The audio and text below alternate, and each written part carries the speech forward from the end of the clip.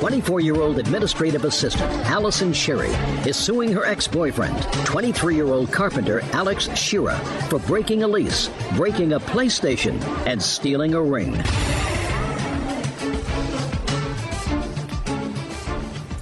Yeah, this is case number 574 on the calendar in the matter of Sherry versus Shearer. Parties have been sworn in, Judge. You may be seated. Ms. Sherry, the defendant was your boyfriend and you lived together for a period of time. It is your claim that he moved out before a lease that you had both signed was up. You want him to pay his half of the rent for the duration of the lease. Yes. You want him to pay for certain personal property that he took, a ring of yours, that he broke your son's PlayStation. You want him to pay for that. In general, you're just not happy with him. Right. Mr. Shearer says that he couldn't live with you, that you made living there unbearable for him. It got to be violent. And he did, in fact, take a ring that I think belongs to you. But he said he took it because you took it off after an argument, and he said you didn't want it anymore, so he took it. As far as the PlayStation is concerned, Mr. Shearer says that he broke that by accident, but you stepped on his model plane on purpose, and it was much more important and had sentimental value to him, and the PlayStation didn't have sentimental value to you, so you're even. Sounds like a very mature relationship. How old is your son? 6. Not Mr. Shearer's child. No. How long have you and Mr. Shearer been an item? It would be a year in April. When did you move in together? We moved in together in New York for the first time at the end of last year. So you knew him a couple of weeks before you moved in together? Yes. And we decided to move down to North Carolina in November of 2004. And that's when you signed the lease? Yes.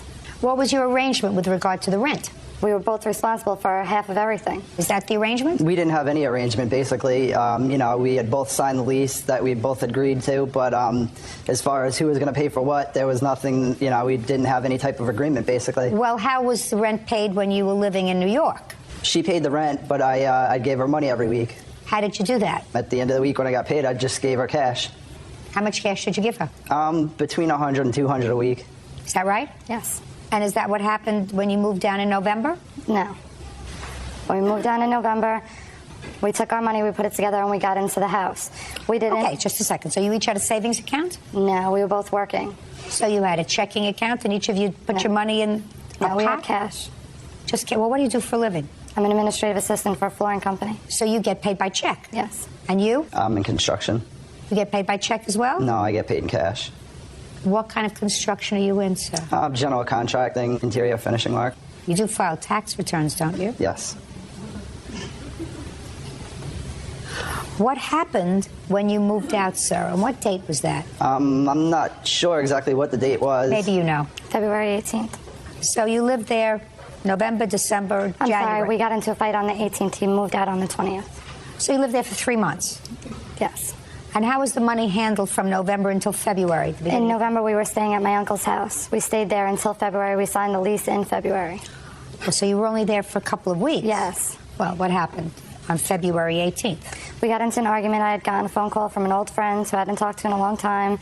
Alexander got very mad, very angry. He was slamming doors. I went in to talk to him. He didn't want to talk to me. We just started arguing about everything, and he started running through the house and breaking things. Did you break anything? Yes, I did. What did you break? He was running through the house. He went in my son's room, and he was looking for something that he couldn't find. He was destroying the room. What was he looking for? I don't know. So what did you do? So I told him if he did not stop destroying my son's room, I was going to go and break his plane because he was destroying the room. What do you mean destroying the room? Explain that to me. Ripping things apart, ripping things out of the closet, moving everything around. But not breaking anything? No. He didn't break anything? No. So you told him if he didn't stop acting a little bit crazy, you were going to break something? Yes. And what did you choose to break? His airplane. Now, why did you choose to break his airplane? Because it's the only thing he cares about. Why is it the only thing he cares about? He's infatuated with helicopters and airplanes. Who made it? I guess he did. Is that right? Yes. How big was it? It had a wingspan of 53 inches. So that's a pretty big plane. Where was it kept? I'd keep it in the house, but she didn't want me keeping it in the house. She said it had to stay in the garage, so that's where it was. How did you break it? I stepped on it. And you stepped on it because it's the only thing you cared about? Yes. Nice. And 2 days later, he moved out? Yes. Doesn't sound to me as if you were the kind of lady I'd like to live with. He's not the easiest person to live with either. That's fine. then he should move out. I understand that, but we moved into the place, we signed a lease, we were both responsible. The only reason we moved to North Carolina was so that we could be together. I didn't even want to move down there. Listen, when you have an argument, if what you did was you chose to destroy the only thing that he values, which is what you told me. I chose to go in and to destroy the only thing that Mr. Sciarra cares about. You chose to destroy. Your Honor, he was destroying my son's room. No, he wasn't. He was pulling things apart. No, he was just ripping the room apart. Listen to me. I asked you specifically. I said, did he break anything? You said no. But I told him to stop because he was acting nutty. And if he didn't, I was going to go and destroy the only thing that was valuable to him. So you did it. So you're living in the house. You're living by yourself. Sounds perfect to me. Did you sign off on the lease? No, I haven't. Well, I would if I were you, sir, because if she doesn't pay the rent, they're going to come after you. Right. What was the rent? It was about $975 a month. What was the $925. What? $925. And what was your rent in New York? $1,200. Well, so if you could afford $1,200 in New York, you can afford $925 in Carolina. All right, so let's move on from the rent. Now you heard my answer, madam. You know, there are consequences to people's actions. I understand the consequence to your action. There is a consequence to your action. I understand that. Is there a consequence to his action? I have a police report against him. Listen to me I don't care what you have. I'm taking evidence now. There is a consequence to your actions. If you choose to move out of this apartment, and if the landlord chooses to go against you and or the defendant for the rent, that's a whole different story. But what you want is you want him to pay half the rent while you're living there. And I'm telling you that I believe that he had not only the right, but in addition to having the right, he exercised good judgment in moving out when you chose during the course of an argument to destroy the only thing that you say he valued. And I'm saying before this escalated into violence, and violence would have been perpetrated in the presence of your 6-year-old son, he exercised good judgment in moving out, and you pay the rent. Now we're moving on to the PlayStation. He did put his hands on me in front of my son. I have the pictures, I have the proof, the document, and everything. Judge Judy continues in a moment. Who caused the accident? I caused the accident. Then you pay for it. I didn't do it deliberately. It was an accident. I don't give a rat's behind whether you did it deliberately or in your sleep. And later today, She come flying over the hill. She come hit me and knocked me into the ditch. And you think he's responsible for that? I don't think he should have been out blowing leaves off his driveway at 9 o'clock at night.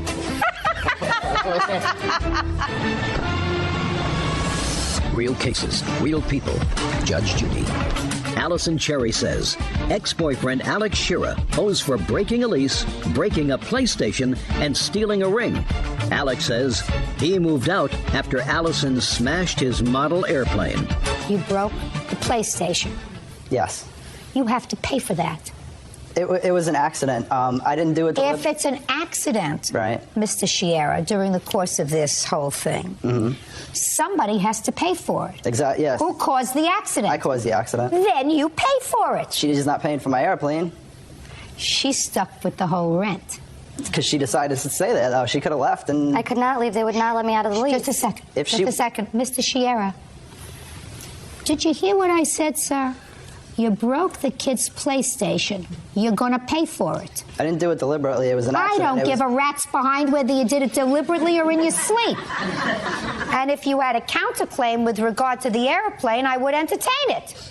But you don't. How much was the PlayStation? $150. Now, where's the ring you took? It's in New York. What's it doing in New York? I bought the ring for her because she had told me that she wanted it. She had always worn it. She likes her rings and always wears them at all times. The only time she ever takes them off is when she goes to sleep.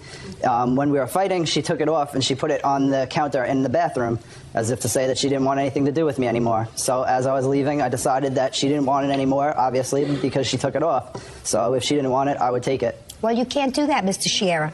Once you make a gift, she could do whatever she wants with it. She wants to take it, she wants to bury it in the backyard, put a tombstone over it. That's her prerogative.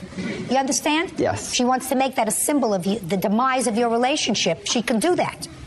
It's not up to you to determine what you're going to do with a gift that you've given that you have no control over anymore. Okay. So, you have to return the ring to her. 5 days from today, she's to get it back. Clear? Yes. Perfect. Anything else we have to discuss? Electric bills from when he was there and when we were staying at my uncle's house. I'm not interested in that. You get your ring and your son's PlayStation. The other stuff is nonsense. We were responsible for the electric bill at my uncle's and also in the new house. So he's not responsible for any of his bills? He's not responsible for anything, madam, for the 2 weeks that he was living in the apartment. What about the 3 months we were living at my uncle's house? I'm not hearing it. Get over it. It's over. You get your ring back, and he had no right to break your son's PlayStation. And you had no right to destroy his property. And he had no right to take my phone, so I couldn't call anybody to come into the house, and he had no right to leave All right, the marks on my following body. is the judgment of the court. The plaintiff gets $150 for the PlayStation and her ring back in 5 days. Thank you very much. Have a happy life. Why does that excuse you? May step out. It had been building up and got out of hand, basically. He should have had to pay for what he did. Instead, he gets to run home to daddy and do nothing. She made it a point that I couldn't have any of my ex-girlfriends calling me. He was just jealous over anybody that talked to me. We were both jealous people, and, you know, it just, one thing led to another, and it escalated to the point in which it did. And now the next case. All parties in the matter of Petero versus Galasso. Step forward. Shipper Terry Petero and his daughter, 17-year-old Melinda, are suing painter Angelo Galasso for damage to a Buick Skylark. Terry says Angelo's leaf blower ran into the vehicle while Melinda was driving it. Angelo is countersuing for damage to the leaf blower and pain and suffering. Mr. Petero, you and your daughter live in the same neighborhood as Mr. Galasso, I assume. No, actually, we don't, Your Honor. I live in Hillsborough. She was visiting her aunt at the time. I see. So she wasn't near her home. No. It is your claim that your daughter was driving. She hit Mr. Galasso and his leaf blower. He was crossing the street. Yes, ma'am. And you want him to pay for the damage to your car. Yes, ma'am. Interesting. Mr. Galasso says that's sort of ridiculous. He was injured. His leaf blower was destroyed. He just thanked his lucky stars that he wasn't killed, which is why he didn't sue you and your daughter. But since you decided to sue him, he's got a counterclaim for the injuries he sustained and the cost of the leaf blower. Yes, Your Honor. On what date did this occur? It was December 12th. And what time of the evening was it? It was 9 o'clock at night. So you tell me what happened, Melinda. I pulled out of my aunt's road. It was actually her road that I was coming off of. And I got on the road, started going, and I came up over this little dip, and I have pictures. So you were on a hill? Yes. So you couldn't see the other side? No. And what happened when you came over the other side? I got hit by something. I had no clue what it was. You got hit? I got hit. You got hit or you hit something? It hit the side of my car. At the point, I had no clue what it was, you know. You have a picture of your car? Yes. I have a picture of the car and the road where it happened. Good. Let me see.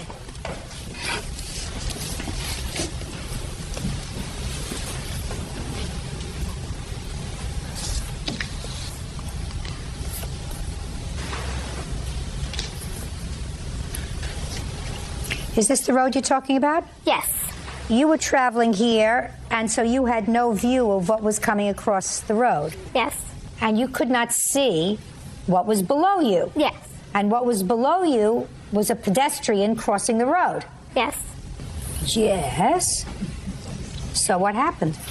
I got hit by something, like I said. I had no clue what it was at the time. It was 9 o'clock at night, dark. How fast were you going? I don't even think I was doing the speed limit by then.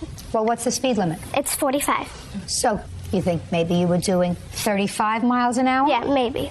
You want to tell me what happened, Mr. Galasso? Yes, I was out there blowing leaves, and I was blowing the leaves, and all of a sudden she come flying over the hill, and she come hit me and knocked me into the ditch, and knocked my blower across the road, too. I got pictures of the road, where I landed. Now, you saw Mr. Galasso being thrown across the road when you finally stopped your car? I stopped, and I didn't see, anything fly across the road. Where did you see Mr. Galasso? He was over on the other side of the road. Was he on the ground? Yes. How do you think he got on the ground? He was hit by the leaf blower that hit my car, which threw him across the road. And you think he's responsible for that? I don't think he should have been out blowing leaves off his driveway at 9 o'clock at night. Is this what you encouraged, sir? You encouraged her to pursue this lawsuit? Actually, it was my idea, Your Honor. It was your idea. I wondered. If you look at the car was set on the left side of the thing. He's saying he was blowing it off his driveway. I don't care. Listen to me very carefully, sir. Because the state says that the speed limit is 45 miles an hour, if you choose to go around the speed limit into an area that you can't see, and you hit a pedestrian, which your daughter did, the pedestrian happened to be attached to a leaf blower.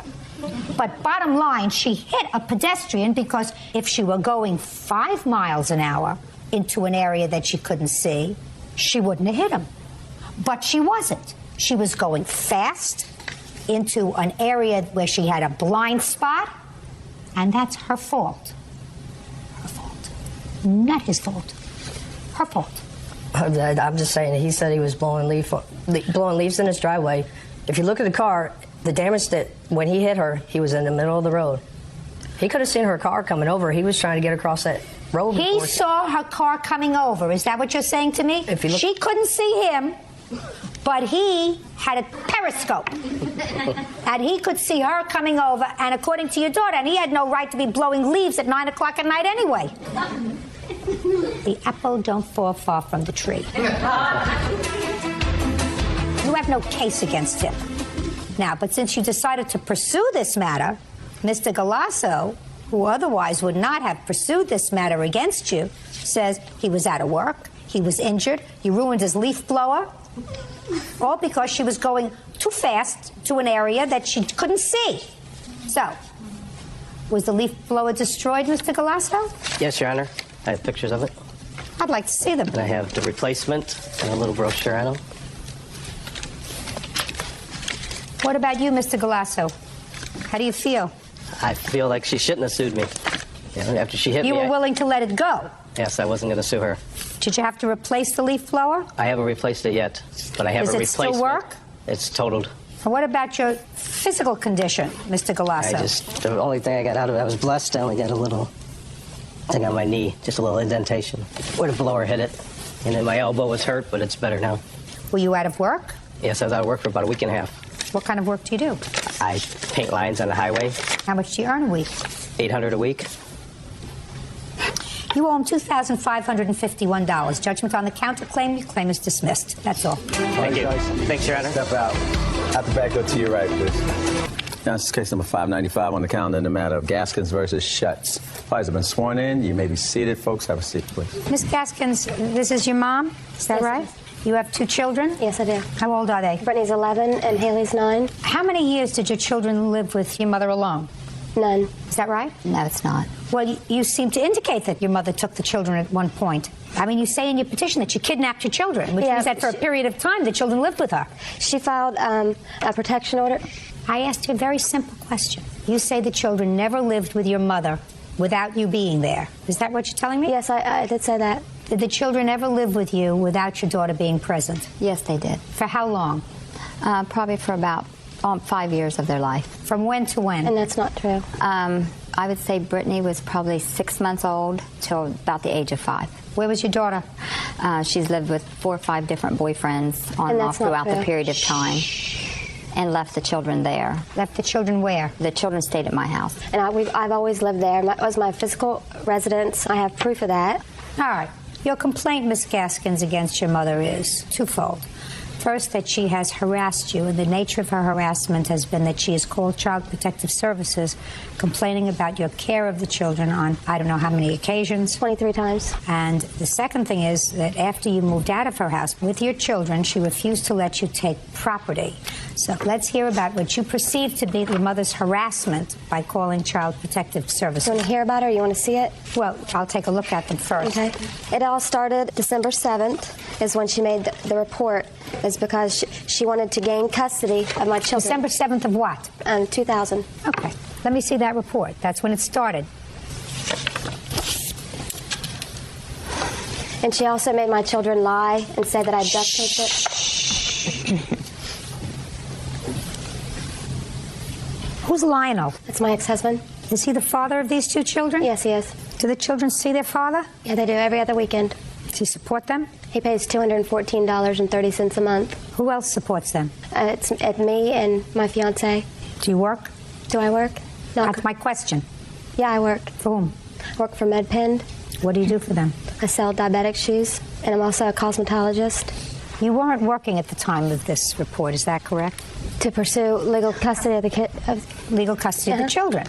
Who had the children been living with? I was living there, and she filled out a protection order. The police came and removed me from the house because she said I duct tape my kids. Why would she say that? Because she wants to gain custody of my children, so she can obtain child support. $216,000. It was $450 at the time. So what you're telling me is you lived with your mom, according to you, and your children continuously until 2000. And in 2000, something happened with your mother so that she wanted to gain custody of the children after all that time to get your child support of $400 a month. So she made up a story about you abusing your kids in order to have the courts give her custody. Yes. That's pretty serious. The girls recanted their story. What? The girls recanted their story. It's in that proof that I gave. I see that the girls recanted their story, but they initially told their story about maltreatment by you. Okay, what was the next report that your mother made?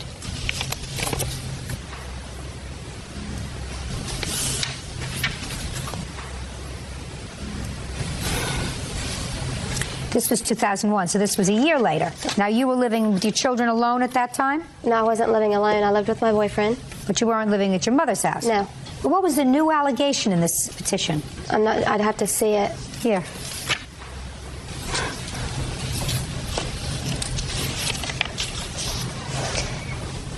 Kids complaining they weren't getting enough sleep at night because adults fighting, cigarette smoke burns the children's eyes and throat.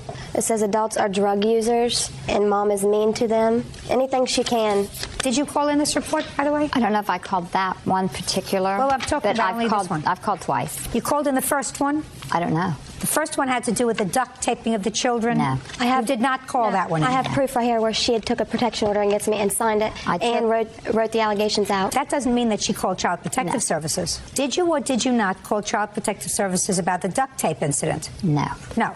Okay, and you say you have proof that you did. Let me see it. Duct taping the children's mouths shut and hitting them.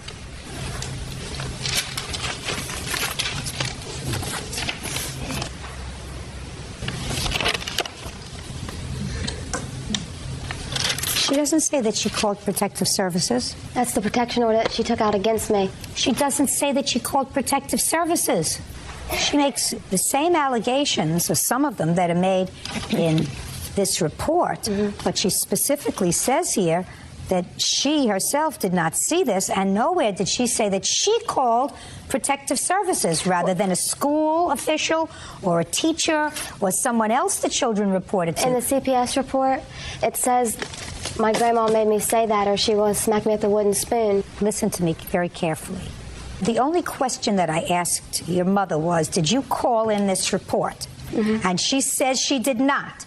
And you said she's lying. She did, because she took out a protective order that says she called Protective Services. Well, it doesn't say that she called Protective Services, No, madam. but it says that I duct tape my kids to a bedpost. That is correct, but so did your children. And they didn't report it to your mother. They reported it to other people. Judge Judy continues in a moment. It says she duct taped the girls to the bed. They were screaming, so she duct taped their mouths. You have to demonstrate to me that she placed that call. Real cases, real people. Judge Judy. Chrissy Gaskin says her mother, Connie Schutz, has harassed her by making over 20 calls to Child Protective Services. Connie claims on one occasion, Chrissy duct taped her children to a bedpost. All right, you said you called Child Protective Services 2 times. Right. In what years did you call Protective Services? I believe it was 98. And I live there still. Good. About what allegations? Drinking in the house and not going to bed on time and being tired for school. Well, why would you call Protective Services? You were living in the house with her. No, that's when she left and she took the kids to live with Jay. Both times were in 1998? No, I only called CPS one time, but then I called the Board of Education. When was that? I believe the Board of Education was Approximately, I think, 2002. And why did you call the Board of Ed in 2002? The girls weren't going to school. How did you know that? I do daycare, and some of the kids I babysat for were in the girls' class, and I couldn't see the girls because I've only assigned certain days and certain months to see them. So I always say, how's Brittany today, or how's he? I ask about them every day. And I said, just make sure you tell them that Grandma loves them, misses them. And they said, well, Connie, Brittany and Haley wasn't at school today. The next day, they weren't at school. And so as I asked the kids I watched, they said they weren't at school again. Gotcha. So that's when you called the Board of Ed. Right. Other than those times, have you ever called Child Protective Services about your daughter? No. Did you ever call anyone indicating that she was driving around with a suspended driver's license? Yes. Okay. Who did you call indicating that she was driving around with a suspended driver's license? The Vienna Police Department. When did you call the police department? It was on 4/18. What year? Of 04. Ms. Gaskins, were you in fact driving with a suspended license in April of 2004? I did not know they were suspended. That's not my question. Yes, I was. I have a cassette tape of the 911 where she had called in. She says she called in, Colin. Yeah, but it's, if you just hear her, how she refers to me. Go ahead. Central Communications. I'm trying to get hold of the Vienna Police Department. Do you know how to get hold of them? What do you need? Well, I have this girl that wants to harass me all the time, and she's driving on second offense suspended license, and she's harassing me all the time. And I know it's a known fact that she has no license, no insurance, and she's up here at the mall. So I needed an officer to talk to me, maybe they can catch her when she pulls out. We'll just see. Where are you at? I'm looking at her car at Grand Central Mall right now.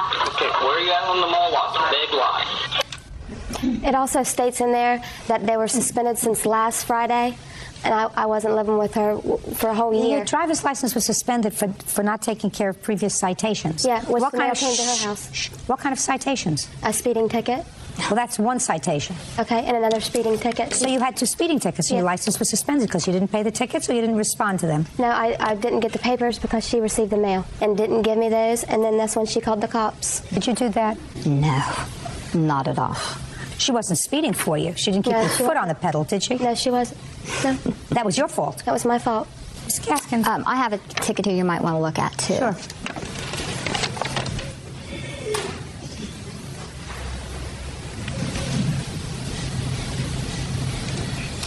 You had a DUI? Yes, I have. I lived with her at the time. Well, this was in '98. You were living with Jay. No, I was not. I was living at my mom's house until December 12th, 2000. She never had her address from her mail changed. Her mail always came to my house no matter where she lived. Why would I want my mail at her house? And she moved in and out like 10 times. Okay. So, listen to me very carefully, Ms. Gaskins. I have your mother acknowledging that she called in 1998, Child Protective Services. And this is when, according to your mother, you were living out of the home. I have your mother acknowledging that she called the Board of Education on or about 2002 because she believed that the children weren't going to school regularly. And she called the police department 4/18/04 to advise them that you were driving on a suspended license. Do you have any follow-up on the report that she made to the Board of Education in 2002 about your children going to school? My kids went to school. I have report cards. No. I have report. My Listen kids. to me. Listen to me very carefully. Okay. Do you have the children's report cards from 2002 that show their attendance? The only report cards that I brought with me were ones from 04 to 05. I need 2002. Your mother says the children weren't going to school. It was reported to her. Does she have proof of that? Listen to me. I have all very this proof. carefully. She doesn't have to prove that it's true, madam. You have to demonstrate to me that she embarked on a course of conduct that was frivolous and harassing. So far, you haven't shown me one report that she made to Child Protective Services. Not one. I can show you that. Show me. Okay, right here. Okay, tell me about it, and then you'll show it to me. I highlighted it here, and it says, Chrissy was invited, but threw a fit. It was on Mother's Day, is when she wanted to take my kids out to eat. And I said, no, it's Mother's Day. I want to spend time with my children. It's Mother's Day. It says, Chrissy was invited, but threw a fit. She duct taped the girls by their hands and their feet to the bed. They were screaming, so she duct taped their mouths. And then it also states grandparents broke down the door. First of all, whether it's true or not, I don't know. You have to demonstrate to me that she placed that call. Exactly. Now, You said you had 23 instances where your mother called Child Protective Services, and I only have so much time today. No CPS reports were made when I was living in her house. As soon as I moved out and I gained custody of my children is when all these reports started. Correct. Is because she wanted to gain custody. I would never do anything to hurt my kids. The duct taping incident, they recanted their story. Grandparents broke the door down. We did. And now she's saying that happened. Maybe you did. It did not happen. Okay. The girls recanted their story. To me. I know that the girls recanted their story. I read the report, but the girls initially said it was true. Listen to me very carefully. You have the burden of proof to demonstrate to me that she engaged in a course of conduct over a period of time, over allegations that were not true, that she knew were not true, in order to harm you. And so far, you can't sustain that burden. She closed out my checking account. I've had 23 mysterious... Just a second. Did you close out her checking account? Yes, I did. When and why? I don't remember the exact date, but why is because my name, it was on the checks, it says Chrissy Gaskins or Connie Schutz. Is that correct? On the account, it said Chrissy or Connie. Right. But on my personal checks, I put her name on there just in case the girls needed anything. Just a second. She could write a check. Oh, my God. Listen to me very carefully. This was a joint account. Is that what you're telling me?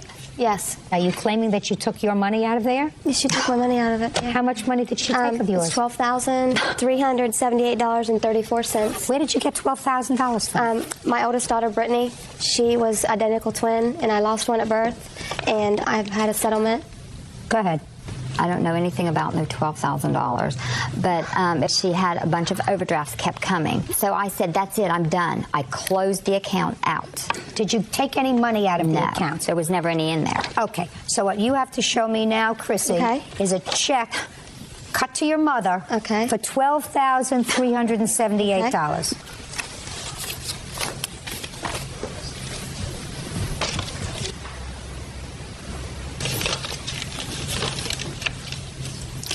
This was a CD, time certificate of deposit. This isn't a checking account, this is a CD. It was a CD, and what she did was she had the CD on my ex-husband's car loan to secure it so he could drive the car. And she closed out my checking account, she paid the car off, and then cashed it in for $4,100. She paid off the car? She paid off the car, and then she had the car towed. There was a cashier's check that was issued for $4,186.27. Correct. What is that for?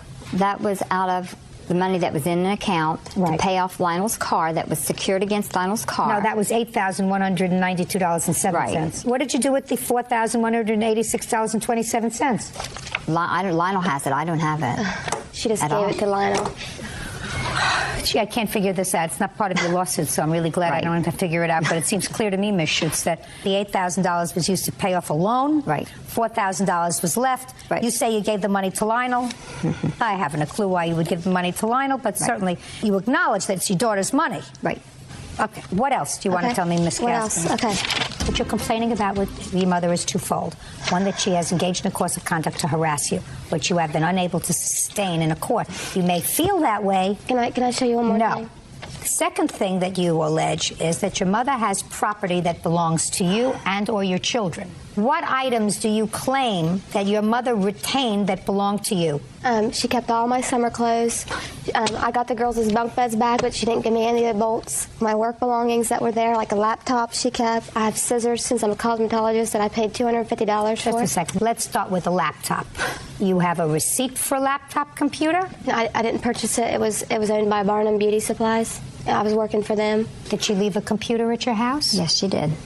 Where is it? I called Barnum's Beauty Supplies. They contacted me, left a message on my answering machine, said that they was trying to get a hold of Chrissy. She will not return Did you return the computer to them? Barnum's? Yes, ma'am. I also have scissors that I paid for, $250 worth of scissors.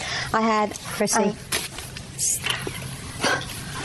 it's very sad. I'm not going to be able to fix this very sick pathology that exists between you and your mother. Try to let there be peace for the sake of your children. There was clearly a period of time, Ms. Gaskins, when you needed some sort of support from your mother, a home to go to when you were separated from your husband. You say no, but according to you, you and your children lived there until 2004. She said that she needed the money to live there. She didn't work. She got paid underneath the table for babysitting. She needed money. Miss Gaskins, grow up. Take your papers, put them away. Put your effort into some other basket, please. Parties are excused. You may step out. Now, this is case number 581 on the calendar in the matter of Parker versus Jazar. Parties have been sworn in. Judge, you may be seated, sir. Have a seat, please. Miss Parker, you purchased a washer and dryer and a refrigerator from the defendant's store. Yes, ma'am. According to your complaint, all three of those items didn't work properly. Correct. You returned the washer and dryer, and after getting the runaround from Mr. Jazar, you went to the store and you claimed he assaulted you there. Correct. You want to be compensated for the washer dryer, which you still don't have, the refrigerator, which doesn't work, and the assault. Correct. Mr. Jazar says you can have another washer and dryer, and he didn't assault you, you assaulted him. Right? I don't think so. Did you listen to what I said? Yes. What did I say that was wrong? Right. Ah, I see. This is going to be an interesting case. Mr. Jazar, what's the name of your store? Dallas Appliances. When did Miss Parker purchase the washer and dryer? I don't remember. When did you purchase the washer and dryer? I originally purchased it, it was in March, the 21st when I went in. Of what year? Of 04. When was it delivered? April the 16th. What took so long? Because originally I had went into a shop on the 21st of March to purchase the refrigerator. I paid him for the refrigerator, and I picked out a washer and dryer set that I liked. The one that I picked out was sold, and he told me that he would order me one, and it would take about a week to get in. My witness went out and picked the refrigerator up that same day. Did he give you what you considered a better deal because it was a floor model? No. Why not? Well, this is a used or refurbished shop. What kind of warranty comes with? It was a 60-day warranty. Okay. When they came out to pick it up, he explained to them not to plug it in 30 minutes after they got it to my house. And also, when they plug it in, to plug it straight in, not to wiggle it. Why was that, sir? Because if the freon is shaking, they will mess up the engine on it. So it have to be 2-3 hours minimum to plug it in. Is that what he told you, sir? He told me a time. I wasn't really sure how much time he said, but he said, like, don't plug it in for this amount of time, and then... Stand up. Stand up. Your name? Darian King. Mr. King, so he told you how much time, but you don't remember how much time he told you? It was between 30 minutes and an hour that he said. So did you listen to him? Yes, I did. When did you start to have trouble with it? 3 weeks later. Within the warranty period? Correct. It started making a loud noise. And so at that point, I still hadn't received my washer or dryer. Had you called about the washer or dryer? I called several times. I was getting them running around. What's the matter with the washer and dryer? She make a payment to the washer and dryer. She didn't pay me full price to the washer and dryer. Why should you pay it before she has it? When she paid me full, I give her the washer or dryer, and she called complaint. I sent my technician to her house in my expense. When did you get the washer and dryer? It was about 3 weeks later. How much did he charge you for the washer and dryer? I paid $433. And I paid $378.87 for the refrigerator. Was this a new washer and dryer that she was getting, or used? No, used. Where were you getting it from? I'll buy them from dealers, like a Sears or some other dealers. I fix them, and I resell them. Well, where did you buy this one from that she had picked out? I have no clue. What do you mean you have no clue? Who's supposed to know if you have no clue? I buy it from some guy, his name's David. He's a big wholesaler, so I don't know where I get it from. When he delivered the washer and dryer to you about 3 weeks later, what was the problem with it? Well, he never delivered it. I had to go in and pick it up. Okay. And at that time, it was a different set than what I originally pointed out. It was an older model, and then it was a different color than I originally asked for. And so I told him I didn't want that. That's not what I ordered. I told him that I just wanted my money back. He told me it was against the policy, and I showed him this is what I ordered. I showed him a set that he had there. And he told me, no, Sandra, this is more expensive. And so I was like, well, he was like, I'll make a deal with you. You give me $150 more, and I'll upgrade it for you. So at that time, I was like, fine. I had a small baby, and I needed a washer and dryer. So I gave him $150 more to upgrade it. Okay. Okay, he upgraded it. I took that washer and dryer, the one that I picked out at that time. As soon as I got it home, I would start washing clothes, and I noticed on the spin cycle it was like real loud. And I told him, I was like, Omar, it's too loud. And he agreed with me. He said it was loud and that it just had a new belt on it, and to give it a week and it should work better. And the dryer wasn't heating up like it was supposed to either. I waited a week. It still worked the same. I called him left a message. He didn't return my call. I waited another week. At that time, my refrigerator was making loud noise. He was like, well, I'm going to send my technician, Willie, to come out and look at it for you. He said it would be a $50 trip fee. So we're still within the warranty on both of these items? Correct. And I have the receipt for the... Can I see it, please? Yes, ma'am. Yeah, for the warranty, she have to bring it to me, to my shop to fix it. The technician has What, are you crazy? Are you crazy, sir? No, she knows. I told her. Quiet. So far, I want you to consider yourself in trouble. Judge Judy continues in a moment. I think this is good advertisement. You think it's a good advertisement? I want to tell you something. If you think that this is a good advertisement, I have a good psychiatrist that I'd like to introduce you to. And later today, He's out in Kansas. You're in jail. Yes, ma'am. He wants to go home. He doesn't want to click his heels together and say, take me back to Kansas. He wants to click his heels and say, take me back to Texas. real cases, real people. Judge Judy. Sandra Parker says appliance store owner Omar Jazar sold her 3 defective appliances. Sandra claims when she tried to get a refund, Omar assaulted her. Keep going. You're within the 60-day warranty period. Right. So he sent Willie out the following day. Willie looked at the refrigerator, told me the motor was going out. So I was like, fine. He took a couple of parts off the refrigerator and told me he would be back later that day. He was going into the shop to get the parts, and he would be out to repair it. He never came back that day. What, just a second. What's the name of your store again? Dallas Appliances. You still in business? No. Now, what happened when you went into the store to confront the defendant? Me and myself and my witness and another gentleman went to his shop. They pulled around the back because they were going to load up the washer and dryer, and I went in through the front. I went over to him and I was like, Omar, is the part for my refrigerator in? And how about my washer and dryer? He told me, no, the part wasn't in. Why wasn't the part in? That's not the truth. She never bring the fridge to me. She doesn't have to bring it to you. We have no problem with the fridge. She never mentioned the fridge for me. We don't have no problem with the fridge. The problem is with the washer and the dryer. That's Listen to me, sir. She never complained to me about the fridge. She just complained about it. I have a receipt here from your technician who went out there and charged her $50. And that's it. It was fixed. Would you just tell me what happened? Okay, I had went into a shop on the 21st. I had told him that I was just upset. I told him I wanted my money back. I had my receipts. I would just take him to court. He got upset. He told me he didn't want to deal with me anymore. He started trying to explain to Darian that he had a dryer up front and he had a washer in the back that I could take home. All right, he's a hustler. Right. You should have contacted the Attorney General. I did. Oh, you did? Good. Maybe they put him out of business. Maybe they put him out of business. But if I were a member of the public, I wouldn't buy a thing from him. Right. Nothing. He took advantage of you. Right. He doesn't have to say a thing. The few things that he say to me make it crystal clear to me that he took advantage of you. And that's how he does business. But you're a grown-up girl. Right. You should know better. Right. Spend a little more money and buy something from people who are reputable, who have reputations, who stand behind their product. Right. Not charlatans like this man. I think this is good advertisement. You think it's a good advertisement? I want to tell you something. If you think that this is a good advertisement, I have a good psychiatrist that I'd like to introduce you to. You took advantage of this lady. No, how come you said I took advantage? I don't take advantage of her. How old are you, sir? 34. I'm a lot older than you are. I don't look a lot older than you do, but I am a lot older than you are. And I have bought many an appliance that came with guarantees. Listen to me very carefully and stop shaking your head. Try to put on your listening ears, Mr. Jadar. I'm listening. I have never come across a store owner who told me to bring back the refrigerator. Never. They've said to me, bring back the laptop computer, bring back the camera, but I have never, and believe me, sir, I have bought more appliances than you have years.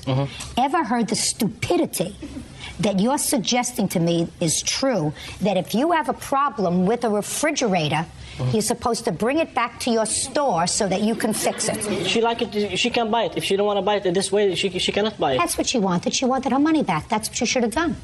No. That's what you should have done, because the thing broke within the 60-day warranty period, and your mechanic that you sent out there was not able to fix it. And you tried to pawn off a washer and dryer that she had not ordered. And when you already had her money and she said, this is not what I ordered, you said, hustle, hustle. If you give me another $150, I'll give you a better one that's out front. Well, you already had her money. That's so not true. I'm speaking. I am speaking. I'm listening. You are a hustler. No, I'm not a hustler. You are a hustler, sir. No, and you hustled this lady out of her property. Now, did he hurt you when he ripped the receipt out of your hand? Yes, we were back. Wait just a second. Now, I want you to be very careful. Don't start shaking now, because so far you've been telling me the truth. Okay, when we were back in the back, he was showing the washer and dryer. He was making out a new receipt. When I asked him to plug it up, because it looked like it was being worked on, he told me he couldn't. I asked him why. He told me because the repairman wasn't there to plug it up. I'm like, okay, well, just make me out a receipt, and on the receipt you need to state if I have any problems with it, you'll send him out there to fix it at no charge to me. And I have the old receipts, I'll just write void on them. He was like, no, you just give me the receipts, and I told him I wasn't going to give it to him.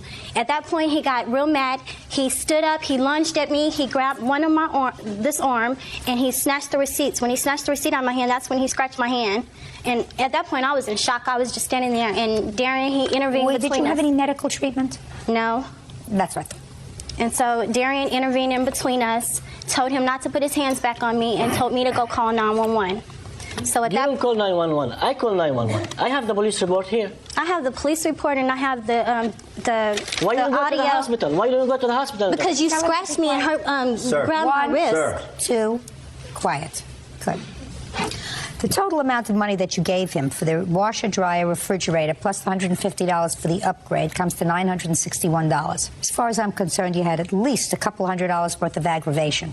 And I think that he has to compensate you for the aggravation. Judgment for the plaintiff in the amount of $1,200. That's all. Thank you. Apologies are excused. You may step out. The police took both sides and told me to leave. There is no assault was there. Well, I kind of used a little profanity to try to maybe scare tactic or something, you know. There's no one's hustling or nothing. Don't mess with shysters like him. And now the next case. All parties in the matter of Riley versus Kent. Step forward. 25-year-old restaurant manager Cody Riley is suing his former roommate, 20-year-old barista Zachary Kent, for selling his property while he was in jail. Zachary says he used the money to move back home. Mr. Riley, I have some preliminary questions for you, sir. Yes, ma'am. How old are you? I'm 25. Are you a college graduate? Yes, ma'am. Where did you graduate from school? Ashworth College in Atlanta, Georgia. And were you working at the time? At the time I got my degree, yes, ma'am. What were you doing? I was a restaurant manager for Jack in the Box restaurant in Texas. When was the last time you worked full-time, sir? I'm currently working now. When did you start this current job? A week and a half ago. Prior to that, where did you work? Prior to that, I was incarcerated. For how long? 19 months. So the last real job that you had was in 2001, working for Jack in the Box? There was another one I had. I did my own web hosting and internet design. When was the last time you filed federal tax returns? In 2003. And what amount did you claim that you earned in 2002? A couple of thousand. 2002, did you file tax returns for 2001? Yes, ma'am. From working in Jack in the Box? Yes, ma'am. How much did you earn there? 19 and change. 19,000? 19,000, yes, ma'am. These are just preliminary questions to what your case is about. You were incarcerated, according to what I read in your complaint and in the defendant's answer, for creating bad checks. Yes, ma'am. Not writing bad checks, but creating the checks on your computer. Yes, ma'am. And your complaint is that you and Mr. Kent had been good friends. You decided to move from Texas to Kansas City. And you did move there. You were older by 4 or 5 years. Is that right? Yes. Speak. Yes, Your Honor. Shortly after you arrived in Kansas City, you were arrested for these bad checks and incarcerated. The whole process probably took a couple of years. Shortly after you were arrested and incarcerated, Mr. Kent sold all of your property. Yes, ma'am. And with the money, moved himself back to Texas. You don't deny that you did that. Could you answer me? This is a television program. No, ma'am. It's not a silent movie. Right? Yes. All right, good. Now, why did you sell all of his property? He paid for my way up there. I felt that he had to pay for my way back. He's out in Kansas. You're in jail. Yes, ma'am. He wants to go home. He doesn't want to click his heels together and say, take me back to Kansas. He wants to click his heels and say, take me back to Texas. How'd you expect him to get there? I had told him recently, whenever I spoke with him, that had he asked or something like that, I would have done something. But taking all of my belongings that cost far more than a trip back to Texas, and what belongings did he take, Mr. I have a list of all of the belongings that I had in my apartment, including a television, stereo, furniture, dishes, clothing, 2 pet dogs. Let's see it. Mitsubishi television set that you paid how much for? $2,099. Where'd you get the money from? I had my web hosting company, so I had money from that, and my mother also helped to pay for it. You see the beginning questions that I'm asking you, sir? Yes, ma'am. Now you're getting red. Now you're getting flushed. I want to tell you something that is apparent to me. We just went through the last 4 years of your life. The last 4 years of your life suggests to me that you had no discretionary income. So I want to know where you got the money for thousands and thousands of dollars worth of stuff, sir. Is it possible that some of this stuff was purchased with the proceeds from your forged checks? Yes, some of it probably was. You're coming into this court and saying, well, I wrote a whole lot of bad checks that I paid for a lot of extras for in my life. He had no right to sell it, and I want you to give me that money back. Your Honor, some of it was obtained through legal means as far as my jobs over the course of several years. Some of it was obtained via credit and with the help of the family. I've got receipts for those showing that they were credit and cash purchases. I don't care whether they were credit or cash purchases, so you were forging checks and cashing them. And I also paid restitution on all of that. How much did you pay? $3,000. This is $10,000 worth of merchandise, sir. How do you expect a court to differentiate between what you got through legitimate means and what you got through your forged checks? Some of the money I had probably came from the checks, but some of it came from the web hosting company as well. Some of it came from family. And I'm saying to you, you expect a court to spend 1 second of time, Mr. Riley, in trying to decipher what property you purchased through the sweat of your own brow, through legitimate means, and what property you purchased by using forged checks? No. And you expect me to spend a moment of my time? No, Your Honor, the police... Good, because I'm not. Thank you very much. Your case is dismissed. Goodbye. Parties are excused. You may step out. This is case number 456 on the calendar in the matter of McGowan versus Kasabian. Parties have been sworn in, Judge. You may be seated. Folks, have a seat. Ms. McGowan, it is your claim that the defendant, who either owns or works in a beauty salon, straightened your hair, and he did so in an unprofessional manner, causing your hair to fall out and become dry, et cetera, et cetera.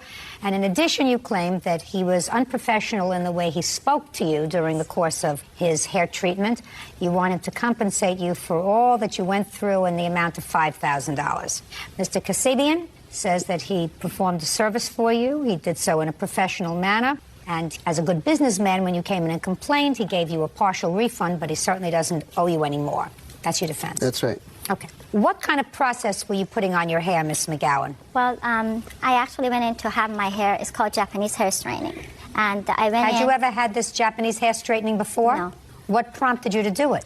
I had a curly hair, so I wanted to just kind of save time getting ready in the morning because I have a small child.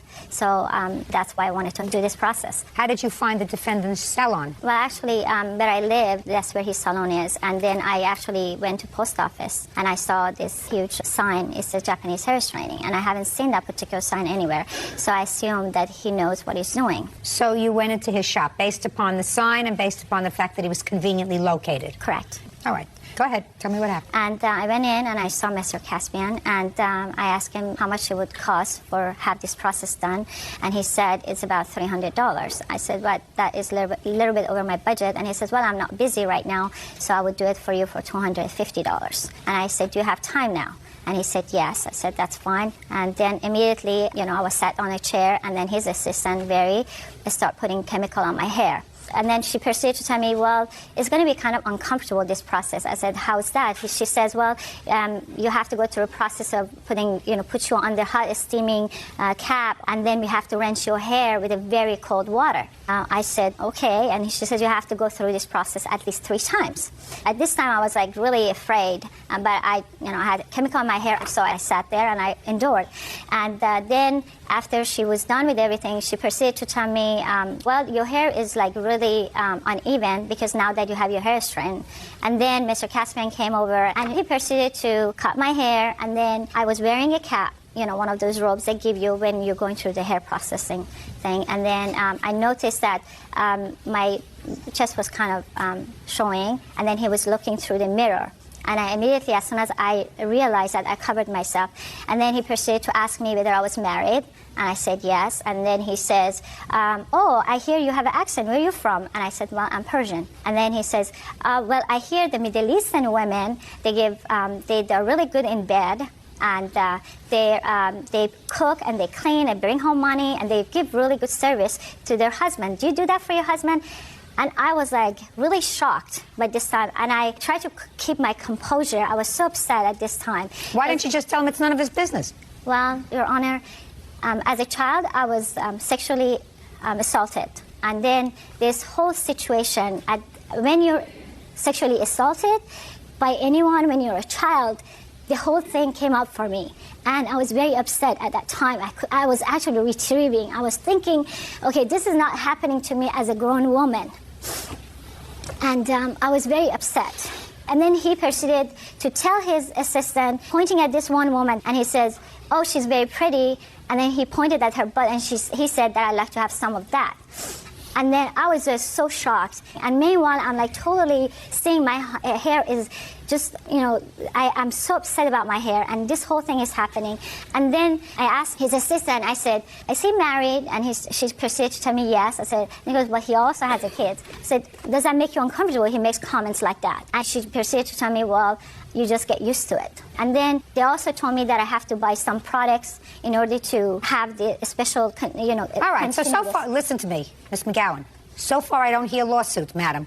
I hear you didn't have a nice experience, but I don't hear lawsuit. Okay. So far, what I'm hearing is you went in to get your hair processed. You'd never had this process before. You didn't ask enough questions. When they straightened your hair, it was uneven because certainly curly hair is cut differently than straight hair, so he cut your hair. And while he was cutting your hair, if I believe everything that you say, he acted like an idiot. He said things that were inappropriate. Okay, inappropriate doesn't equate to lawsuit. Right. Do you understand? Yes. Inappropriate translates to, he says stupid things. Right. You know, you're married, do you cook, do you clean, do you service your husband? I hear women from where you are do that. It's you know, if I believe you, and he's going to tell me it didn't happen, I'm sure, right? Exactly, it did not happen. Okay, but if I believe you, madam, that's not a lawsuit. Exactly. So then let's get on to the lawsuit, please. Okay. When I got home, I had a massive headache. I actually had my scalp is starting to feel really raw, and I called urgent care. So I went to see a doctor. Let me see the report from urgent care. This is the urgent care, and the receipt. They gave me Vicodin. They told me.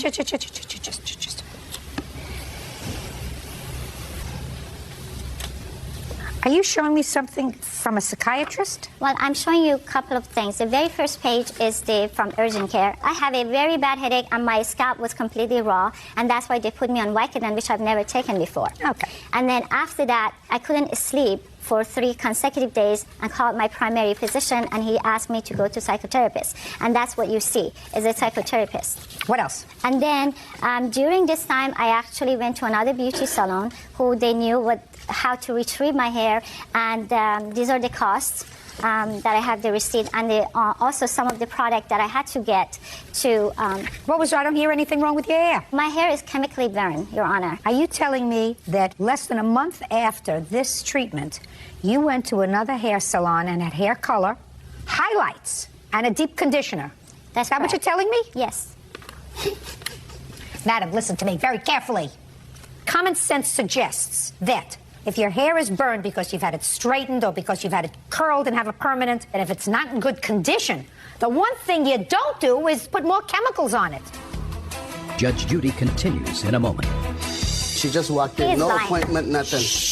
Listen, Miss McGowan, look at me. Don't speak. Did you hear how quiet he was when you were testifying? You were testifying for 12 minutes? Listen! And later today. I cleaned up everything that was on the tile. The hallway charge is absolutely bogus. If you got dye on the door in October, it shouldn't have still been there in November. I understand. Good. Real cases, real people. Judge Judy. Naheed McGowan says hair salon owner Manu Kasabian owes for damaging her hair during a Japanese hair straightening process. I'm ready to listen to you, Mr. Kasabian. Go ahead. Thank you, Your Honor. First of all, Your Honor, this lady, she walks into the salon like a month before she came back in. She said she saw the sign and she wanted to have like some knowledge about the way it's done. So I took the time and I explained to her from A to Z how it's done. So she left.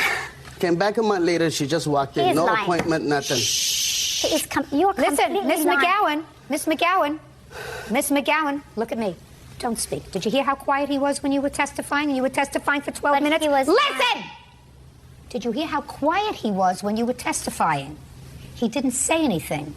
That's what you're supposed to do. Don't tell me shy. Don't tell me whatever brings back. I'm not interested. I want you to be quiet and let him testify. You had your turn. We understand each other? Yes. Okay, so she came in once, then she came back again July 13th. So she came back the second time. She just walks in, no appointment, nothing. She says, I made up my mind, I want my hair done. I go, okay, sure, I'm not that busy, I'll do it for you now. So we started working on her. My assistant started to work on her, and then I came and I did the chemical straightening myself. During this time, I look at her hair, and her hair is like very uneven. So I said, can I trim it for you, fix it up? She said yes, so I went ahead and I cut it for her. And then she's saying that I'm looking at her hair through the mirror. How am I going to look at her breast, Your Honor? She has a cape on it, she's covered up. And then she paid for her hair, she was very happy, she left. Now 3 days later, she comes back in by herself. I'm very busy at the salon, I had like about 5 people we're working on. And she says to me, my hair is fuzzy, I need to talk to you. So I look at her from a distance, I go, come closer, let me look. My hands are full of color. I'm working on this lady here. Which lady? Miguel. You were She's a my customer? client. Yes. Just a customer? Yes, Your Step up. Tell me your name. Mayada Cillian. Do you recall being in the shop, being a customer in the shop on the day when Ms. McGowan came in? Yes, Your Honor. You don't know him from any other place other than the salon? No. Okay. Tell me what you heard. Well, he was coloring my hair at the time that the lady walked in, and she was complaining about her hair being fuzzy. And he look at it, and he tells her, well, it went under chemical process. It's going to take time for your hair to rejuvenate, but it looks fine to me. You can't wash it until 5 days, but it could be touched up with a blow dryer or straight ironing. And she goes, well, I don't have a straight ironing. He goes, well, I know you don't have it, but we sell it here. They sell it everywhere else. If you'd like to purchase one, it's fine. Or you can just touch it up with a blow dryer. And she was still unhappy. She was complaining and started talking loud to him. What did she say? She said, well, that was not professional. I'm not happy at all with my hair, and you're really not giving me the attention. He says, if you want to take an appointment, I can condition your hair for you, give it back some moisture. You're more than welcome to come back. But now I can't do anything. I'm with a client. I am sorry that you feel that way. She walks out unhappy and leave and come back maybe 15 minutes, 20 minutes later with her husband doing another big scene. Well, what happened when she came back with her husband? She came back with her husband. He was done coloring my hair. I had the process on. He was cutting another lady's hair.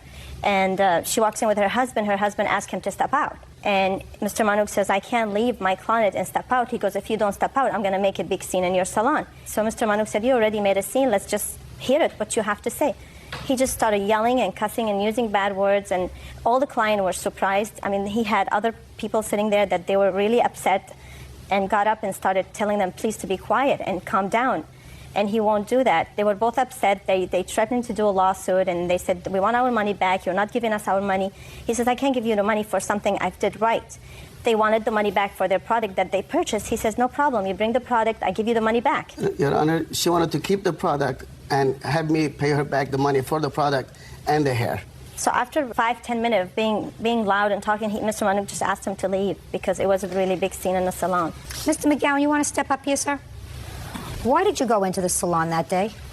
Well, after seeing my wife very upset and crying for several days, couldn't sleep for 3 or 4 days, I finally asked her what is wrong, and then she told me that she went to a salon and he didn't have the time of day for her. So she said, will you come back with me? I just want my money back. And so we went into the salon. I said, Mr. Kasabian, we need to talk to you about her hair situation. She said you made a scene in the salon. Here's what I said. I said, we need to talk to you about your hair salon. Can you talk to us now?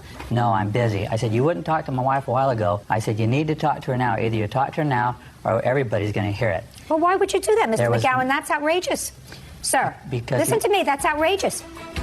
Sir, your wife walks in the middle of a business day. She wants his attention while he's working on somebody else. And because she wasn't instantaneously gratified, she went home. She cried to you. You went back to the store, and he was working on somebody else. And you said, if you don't take care and speak to my wife immediately, you made a scene. Well, for you and your wife to walk into a business that's a busy salon and make a scene because you didn't get instant gratification is outrageous. Your Honor, he burned my hair. And you reburned it 3 weeks later. No, I didn't. Are you wearing a wig now? No, I didn't. Your hair looks just fine to me. Your case is dismissed. That's all. All right. All you guys do, you may step out. Just because my hair looks good now, it doesn't look like a porcupine. It doesn't mean that I did not endure a lot of headaches. I think there are a couple of con artists that will try to get something for nothing. I had to go to psychotherapy to just be able to endure his misconduct. I think she's psycho already, and she should be put away. And now the next case. All parties in the matter of Rutherford versus Sausalito. Step forward. 21-year-old student Ann Rutherford is suing her ex-roommate, computer tech Gina Salsameda, for the return of her security deposit. Gina says Ann left the place a mess. Miss Rutherford, according to what I read in your complaint, you rented a room from the defendant sometime in August. And the idea was that you were going to stay for about 6 months. And because of problems that you encountered, according to you, you felt rendered the tenancy no longer viable. You gave the defendant notice in October that you planned to vacate in November. This case is about the lack of security deposit that was returned to you because she kept most of your security deposit of $400. I think she gave you back $100, and you want the rest of your security deposit back. Yeah. And now, since we've outlined the case, it's up to you to demonstrate to me why you're entitled to her $400 security deposit. Well, the balance of $300 is for some of the damages. I'd like you to tell me what the damages were. She was there a relatively short period of time, and unless she's a pig, she couldn't have used up all of her security deposit or most of it. She was a pig, but one was of a painter to come out. She dyed her hair. She got the dye on my bathroom tile, used my white towel all over that. The bathroom door, there was dye on it, and also burgundy dye in the hallway. She had no regard for my home. I have a very nice house. Well, then I gave her an opportunity to clean it as well. Then let me see if you have photographs of that. I'm sorry, I don't have photographs. I have a painter coming out and fixing it, basically painting it. Let me see what you have. There was other damage because I didn't even charge her for from some of my furniture. That's ridiculous. Okay, so this cost $150. And that's a minimum fee, basically, to have a painter come out. And that was because of dye that was from her hair? Right. Did you dye your hair when you were there? Yes, I dyed my hair in the bathroom, and there was a spot on the door. Oh, well, had it be painted. Okay, go ahead. Okay. She did not clean. She just basically left the room as is. So I had a cleaning lady come out, and $50 for that. It's a minimum fee for them to come out and clean the room. I'd like you to show me a picture of the condition she left the room. I'd like to see that as well. Like I said, it was just she didn't sweep or mop. Well, then, that's unfortunate. You don't get paid for that. Okay. Okay, so far, $150 for painting. Can I say something about that, Your Honor? Yeah, sure. There was a spot of hair dye on the door, and when I left, I said, Gina, I expect to get my full deposit back. I said, I realize there's a spot on the door. I said, if you want to go buy a can of paint for like $15, I'll give you part of my deposit for that. Let me ask you this question, Miss Rutherford. In what month did you dye your hair? It was in October, I believe, and then I was gone pretty much the rest of the time. Shh. Just pay attention to my question. Okay. If you dyed your hair in October and you got dye on the door, why didn't you go get a can of paint and paint it? Why didn't you clean it up before you went anyplace else? I cleaned up everything that was on the tile. The hallway charge is absolutely bogus. Listen to me, my dear. You did not clean the tile. Listen to me, my dear. Sorry. Liar. If you dyed your hair and you got dye on the door in October, it shouldn't have still been there in November. I understand. Good. Your Honor, I'm also suing for punitive damages for the fact that I even have to go through all of this. There's the fact that she took this money from me, and the fact that, I even need to come and do this is ridiculous. Well, that's what courts are for. That's what happens. Where are you living now? I'm living with my friend Christine across. Is that where you moved immediately after moving out? How long have you been friendly with Christine? For about 2 years. Why didn't you move in with her to begin with? She actually already had a roommate at the time, and I had somebody that I was going to be living with, and it just didn't work out, and so I needed to find somebody immediately. And Gina seemed like she was nice, and then about a month into it, I just found out a bunch of things that I really wasn't comfortable with. So then you moved back in with your friend whose roommate left? Yes. Perfect. Now it sounds like everybody is happy. Judgment for the plaintiff in the amount of $150. That's all. Parties are excused when they step out. Guys, this is case number 465 on the calendar in the matter of Hulse versus Hummel. Parties have been sworn in. Judge, you may be seated. Gentlemen, have seats. Mr. Hulse, it is your claim that the defendant sold you a horse that you specifically requested be a tame horse because the horse was for your father. Yes. That turned out to be a wild horse. Exactly. That couldn't be ridden. No. And Mr. Hummel says you don't get a refund. You had an opportunity to ride the horse. There must be something wrong with your riding ability. Probably. Is that right, sir? Yep. Yes, ma'am. Yes, ma'am is better than yep. How long have you been in the horse business, Mr. Hummel? I'm not really in the horse business. I have a small ranch that we use horses for lots of different things. We hunt and do lots of trail riding on the horses. The horses are ridden by a lot of people, young people, people that can't ride very well. How many horses do you have? Right now, I have 6 horses. And at the time Mr. Hulse bought his horse, how many horses did you have? 7 horses. And why were you selling? Well, because I needed some money. It was getting close to Christmas, and I needed some money. Okay. Did you put an ad in the paper? I put an ad on a local website. Okay. Can I see a copy of the ad, please?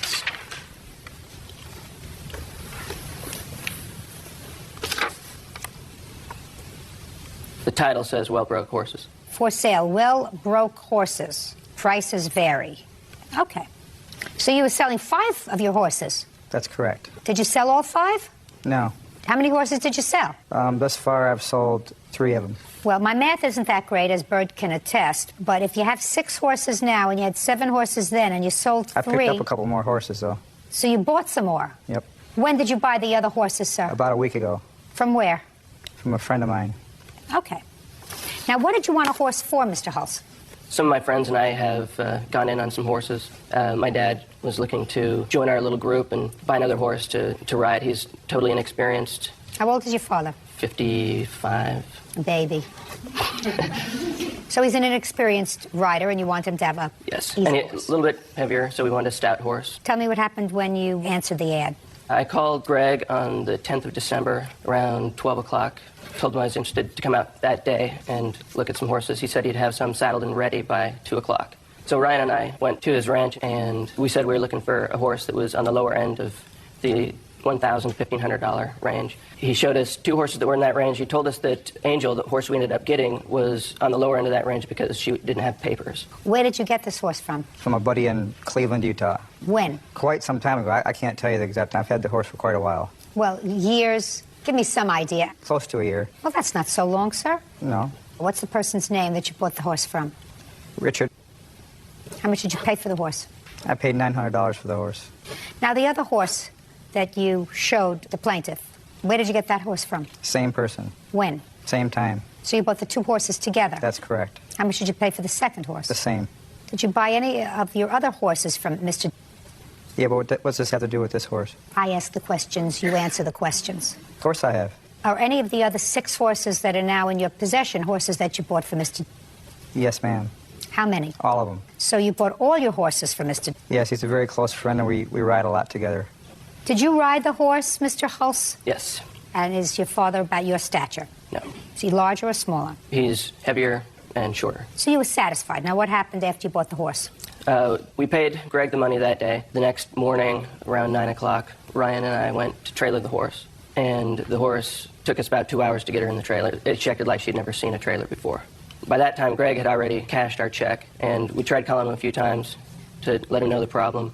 We couldn't get a hold of him. Well, I don't understand. Didn't you go back That's to not where true. the horse was? Yes. Where was he? He wasn't there. Was that work? He gave us permission to go get... He knew he wasn't going to be there. So you called him? Yes. And what did he say when you called him? He didn't answer. We finally got the horse in. We cajoled her with some oats and stuff, and then dropped her off at our field.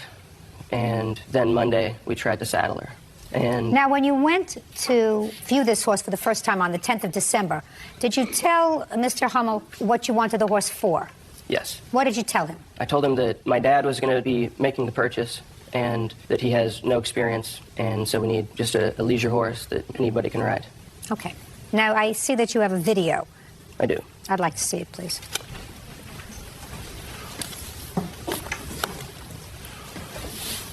Your Honor, may I make a comment on this video? Yeah, tell me who you are. My name's Adam Marriott. I'm one of the riders in the video. Just like to say a few things as we watch it. Are you a friend of his? Is that what you... I am, yeah. You see here Ryan right here. He's the rider right now, going up to the horse, and she pins her ears back, which means she's angry. And then obviously you can see she kicks. that could be dangerous. I mean, we're about to put up a beware of horse sign in front of the pasture. Judge, can I say something, or is it just their turn? No, it's their turn. Okay, as we saddled the horse, he has to hold her head really tight or else she'll turn around and bite us. And so we put it on pretty gently, and here she goes, trying to stomp on us and rear up a little bit. So we ride about 10 paces, try to turn her head very gently, she starts balking. You see I'm swaying with her just to stay on. And here she goes, she rears up. Okay, and that was you riding the horse? That was me riding. Are you an experienced rider, sir? I am. Okay, now it's your turn. Okay, when they came over to my ranch, we saddled up 2 horses. I had an inexperienced employee of mine get on the horse first, rode the horse around. They got on the horse, him and those 2, and rode off my property away from the herd. If a horse is going to act up, it's going to be during that time period when you pull it away from a herd. How do you account, sir, for that kind of behavior? Okay, let me finish. They rode the horse off my property for quite some time. They came back and said, we want this horse. I understand that that's what you're saying, sir. I understand. I can get a horse to do that. It looks like they're inexperienced people. And maybe, I don't know what they've done to the horse. It's an animal. It's a living thing. It's not a machine. The horse never acted like that prior. I've had little kids on the horse, inexperienced people on the horse, and they rode the horse. When did you first contact Mr. Hummel and tell him that you were having difficulty with the horse? 3 days. I have my phone log right here showing the cell phone that matches the ad. It's highlighted. 3 days after we purchased the horse. He told us the horse was in heat, that it was away from the herd, it needed to calm down. He kept referring to the horse as a sweetheart. But, I mean, she just progressively got worse. And we gave him a week. I just believed him for a week. Judge Judy continues in a moment. There's something fishy with regard to your story about where you get all your horses and when you bought them. Why is that fishy? Because I could tell from your gait, sir. That's what I do for a living. I can tell when somebody's not telling me the whole truth. And later today. My daughter was involved in a murder. There was 3 involved in the crime. She was a driver for a getaway car, so she got 18 years. A horse that had not been broken. Okay. When you called him again and said that her behavior hadn't changed, what did he say? He just was saying, what do you want me to do? What do you want from me? And so I said, I want my money I want back. you to take your horse back. Yeah. No. She's not well broke. He accused me of calling him a liar and wanted me to call back and apologize to him. Well, he's not telling the truth. I offered him another horse out of the 7. I said, come and bring the horse back. He offered Rose. For what? Let me finish. He's had quite a bit of time. Absolutely. We sat there and saddled those horses up right in front of him. I understand that, sir. I'm not calling you a liar. No. I'm not suggesting that you... Listen to me. I'm not calling you a liar at this moment. I don't believe everything that you're telling me about your friend in Utah with the horses, because I can tell when somebody is not telling me the whole truth. There's something strange about that, and I'm not exactly sure what it is, but there's something peculiar about it. But I'm not accusing you of doing anything before they arrive. Put your hand down. I'm sorry. Don't you notice that I see you? Yes, I'm in the middle of talking. Yes, ma'am. I'm not accusing you of doing anything, sir. He may accuse you of maybe giving this horse a little something to calm it down while he was there. I didn't say that at all. All I'm suggesting is there's something fishy with regard to your story about where you get all your horses and when you bought them. Why is that fishy? Because I could tell from your gait, sir. That's what I do for a living. I've been doing it for 35 years. I can tell when somebody's not telling me the whole truth, Mr. Hummel. And whatever else you did today with regard to your story about where you got the horses from, when you got the horses, what you paid for them, and how long you've had them, something isn't quite right. I don't have to necessarily figure out what that is because it's not particularly relevant to this lawsuit. I understand what you're telling me, that they came, that they saddled up the horses, that they rode off of your property, that the horse behaved reasonably on your property, that they came back the next day. The next day when they came back, they found that there was slight difficulty with the horse, getting the horse into a trailer. But that's a possible problem with most horses. They don't like to go into trailers. It's a confined space. They finally got it in. Practically immediately, they called and said to you, listen, we answered an ad for a well-broken horse. I am an experienced rider of horses, and I can't ride them. And certainly, my father can't ride them. So since you were aware, Mr. Hummel, that this horse was being purchased for a particular purpose, you have 2 choices. Either you say, listen, let the buyer beware. You buy a horse, you take it as you find it, and you're stuck with it. Or a horse must have a warranty, in this case, that it could be ridden, and it could be ridden by someone who is inexperienced and not a good rider. And clearly, based upon what I saw, that's not a possibility. So you're getting your horse back, Mr. Hummel. Judgment for the plaintiff in the amount of $1,100, which is what you paid. Is that right? Yes. Bring him back his horse. That's all. Thank you. All right, is that excused? You may step out. They rode the horse off my property. Obviously, the guy, maybe his wife said he couldn't have the horse. He wasn't man enough to deal with the horse and our problems in the first place. I'm an experienced horseman. I've been through a fire science program. It's crazy. We have 5 other horses, and they're a dream. And now the next case. All parties in the matter of Stewart versus Marshall. Step forward, please. Electrician Terry Stewart is suing her daughter, 28-year-old nurse's assistant Amy Marshall, for a loan to pay off a bingo hall fine. Miss Stewart, this is your daughter? Yes. You look very much alike. Do you know that? Yep. One day you're going to wake up, 10 years from now, you're going to look in the mirror and you're going to say, when did I become my mother? You say your daughter owes you some money for a loan. Yes. A loan that you made a couple of years ago. Yes. Your daughter says that it was not a loan, it was a Christmas gift. You made Christmas gift to one of your other children, and you take care of one of your other children, so she doesn't understand why you're suing her. Right? Right. When did you make this loan, and what was it for, Miss Stewart? I took out a loan for my daughter when she had called me and asked me because she had... Give me the date. The date was 2002. Do you remember what month in 2002? December. Tell me, to the best of your recollection, what the telephone conversation was. She called me and asked me for a loan. For the reason is because she owed a lawyer some money. What did she owe a lawyer money for?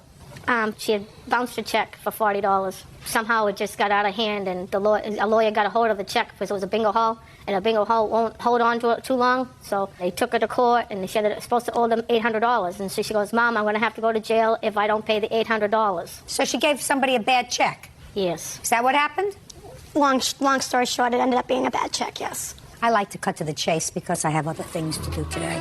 So your daughter was arrested for bounced check? I was never arrested. But you were threatened with arrest unless you made good on this check? Right. So you called your mother? Yes. And what did you say to your mother when you called her?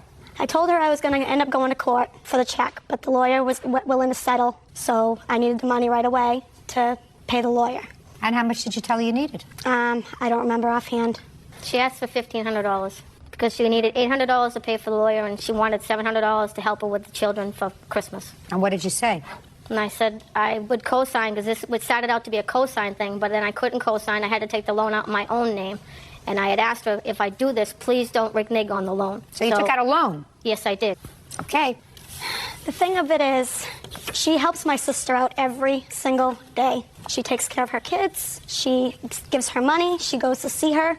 She was going every week for the first couple years to see her. She drives right by my house. Your sister's in jail? Yes. What is she incarcerated for? I don't know exactly. I do. My daughter was involved in a murder, a robbery. Yes, a mass armed robbery. And there was 3 involved in the crime. She was a driver for a getaway car, so she got 18 years. Who takes care of her children? I do. How old are her children? 8, 7, and Trinity will be 5. I've had Trinity since she was a day old. Because my sister didn't want her. Yep. I know. How old are you? 28. You have children? Yes, I do. How many? 3. Are you married? Yes, I am. To the father of my 2 younger children. How long have you been married? Almost 6 years. So what are you so mad at your mother about? Because she takes care of your sister's 3 children and she goes to visit your sister? And she goes right by my house to go see her. She doesn't stop. She actually works with my husband. And I've seen her at my husband's work. She never knows so much as a hi.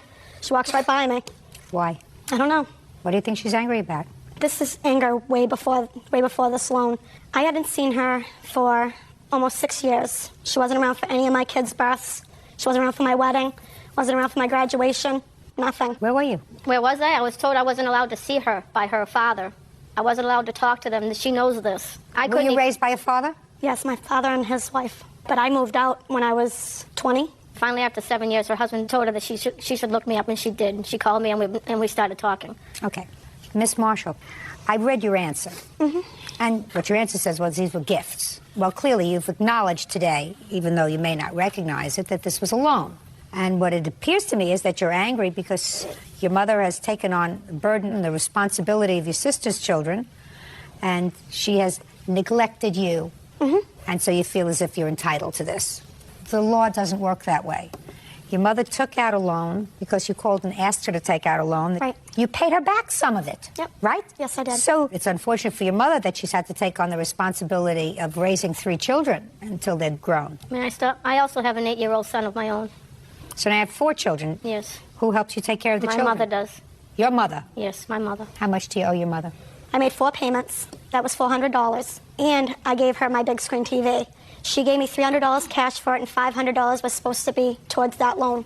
So that's $900 towards the loan that was paid. No, the $500 to begin with, it's the first time she got $500 from me for my taxes. So I gave her $500, and then when they were selling the great big screen TV, I said, I'll give you $300 because I knew they needed some money, but you still owe me the $500 towards the taxes that you borrowed from me. So this will set it straight. Does that sound familiar? No. You're supposed to go towards that loan. Well, you people have to keep better records. How many payments did your daughter make to you in cash for this loan? I'm not talking about television. I'm not talking about anything else. How much? $800 in cash she paid towards that loan. Okay, good. You don't see her children? She wouldn't let me see my grandchildren. Why don't you stop by her house when you go to visit your daughter? I didn't know where she lived. Somebody else had to tell me where she lived. You have any objection to your mother stopping by and seeing the children? No, I don't. I encourage it. I want to see my nieces, too.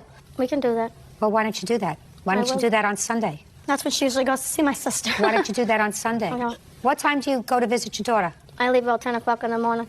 And what time do you get back? About 9 o'clock at night. That's a long day. I take my mom to see her handicapped brother, which my mom is handicapped, so I take her when I go to see my daughter so my mom can see her brother. Oh, my goodness. Why don't you make time on the weekend? Yes. To go to see your daughter with her 3 nieces who she would like to see, visit your grandchildren, spend an hour. I can do that. I miss my grandchildren. I can do that. And I miss my mother. You know, I actually, the day before I got these papers, I actually called her to reconcile. She did. You know, and I don't know why I always have to be the one that calls her. Well, you shouldn't be. I shouldn't. All right, let's make arrangements to do it on Sunday. We can do that. Okay? Good. Judgment for the plaintiff in the amount of $700. Thank you. Parties are excused. You may step out. Counsel case number 39 on the calendar in the matter of Bishop versus Schultz. Parties have been sworn in. You may be seated. Sir, have a seat, please. Mrs. Bishop, you and your family were renters in a 4-unit complex, according to what I read in your complaint. The other 3 apartments or condos were occupied by owners. Right. And it is your claim that the defendants did several things.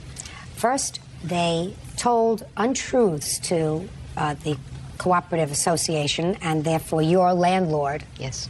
Causing you to be evicted. Yes. And next, you allege that the defendants, one or both of them, put needles in your laundry, which got into your baby's pajamas, which caused injury to the baby. But...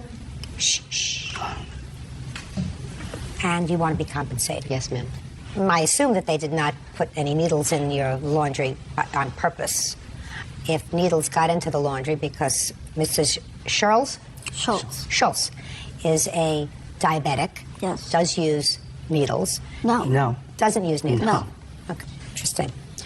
And in addition, that whatever statements they made to the landlord, your landlord, were true, and if you were evicted, it was because of your own conduct. That's their defense. I just want to check something. Well, I'm reading your answer, Mr. Schultz, and your answer says, my wife is diabetic, and when the plaintiff's husband brought the lancets to me... There's a difference between lancets and needles. Oh, okay, lancets. Okay, yes. So I used the wrong word. Used Lancets. Lancets. When plaintiff's husband brought lancets to me, he said he found them in the washer. My wife is diabetic, but they did not look like the lancets my wife used. So we're using a different term. Right, Needles, right. Well, there is lancets. a difference between lancets and needles. Okay. When did you move in, Mrs. Bishop, with your family? August of 03. And how many members were there in your family? 3, myself, my husband, and my baby. How old is your baby? 1 year and 4 months. Did you have trouble with Mr. and Mrs. Schultz or any of the other neighbors when you moved in? Just the Schultz. No, the other neighbors were very kind and friendly, normal neighbors. What happened with Mr. and Mrs. Schultz? I think the first month or 2 was fine. We were friends. Well, actually, it was... I didn't ask you anything yet. Mr. Schultz was very kind and helpful, showing us where the things were, telling us how things ran around there, like he was the That was the landlord. first month or 2? First month or 2. I understood from the neighbor in number 2, Tammy. Don't tell me anything that a neighbor told you. Okay, I understood she needed a kidney. So I went up and offered her a kidney and asked her what blood type she was. She said she was blood type AB. And we talked about it. So, it's good. To my best recollection. Anyway. Go ahead. So, just things started happening where the laundry park problems. They parked in a, his truck is very big, it's a Bronco, and it's blocked our space. When we moved in, we asked him several times to please move it. We can't get our car in the garage. Here's a violation of that was written on my car because his car was parked in my space, so I had to scoot my car over the line. So I was ticketed because they called on me after we asked him to move the car and complained to the landlord. Mr. Schultz, did you and the plaintiff and or her husband ever have a conversation with, could you stand up and take your hands off your hip? I'm sorry? Did you and the plaintiff or her husband ever have a conversation with regard to your truck encroaching on their parking space? No, not... Never? No. Never? No. Your Honor? No. And actually... However, excuse me, Your Honor, however, though, I did quite a few times ask them if they could move their car over because I couldn't get into my car, and she is... Now, just one second. Okay. So there was a problem? There was a problem. Now, when there was a problem, it was because their car was parked too close to the line, yet their car was parked within their lines. But you have a very large car, and in order for you to get in and out of your spot, you wanted them to move their car further over. To the other line. I understand. Your wife is answering the question, sir. I mean, you know, I understand. She understands what I'm saying. You may want to give me a lot of baloney, but I'm not going to tolerate it. You asked them to move their car to the other side because you have a very large car and it was difficult for you to get in and out of your car. Is that a fair statement? That would be a fair statement. That's a fair statement. Okay.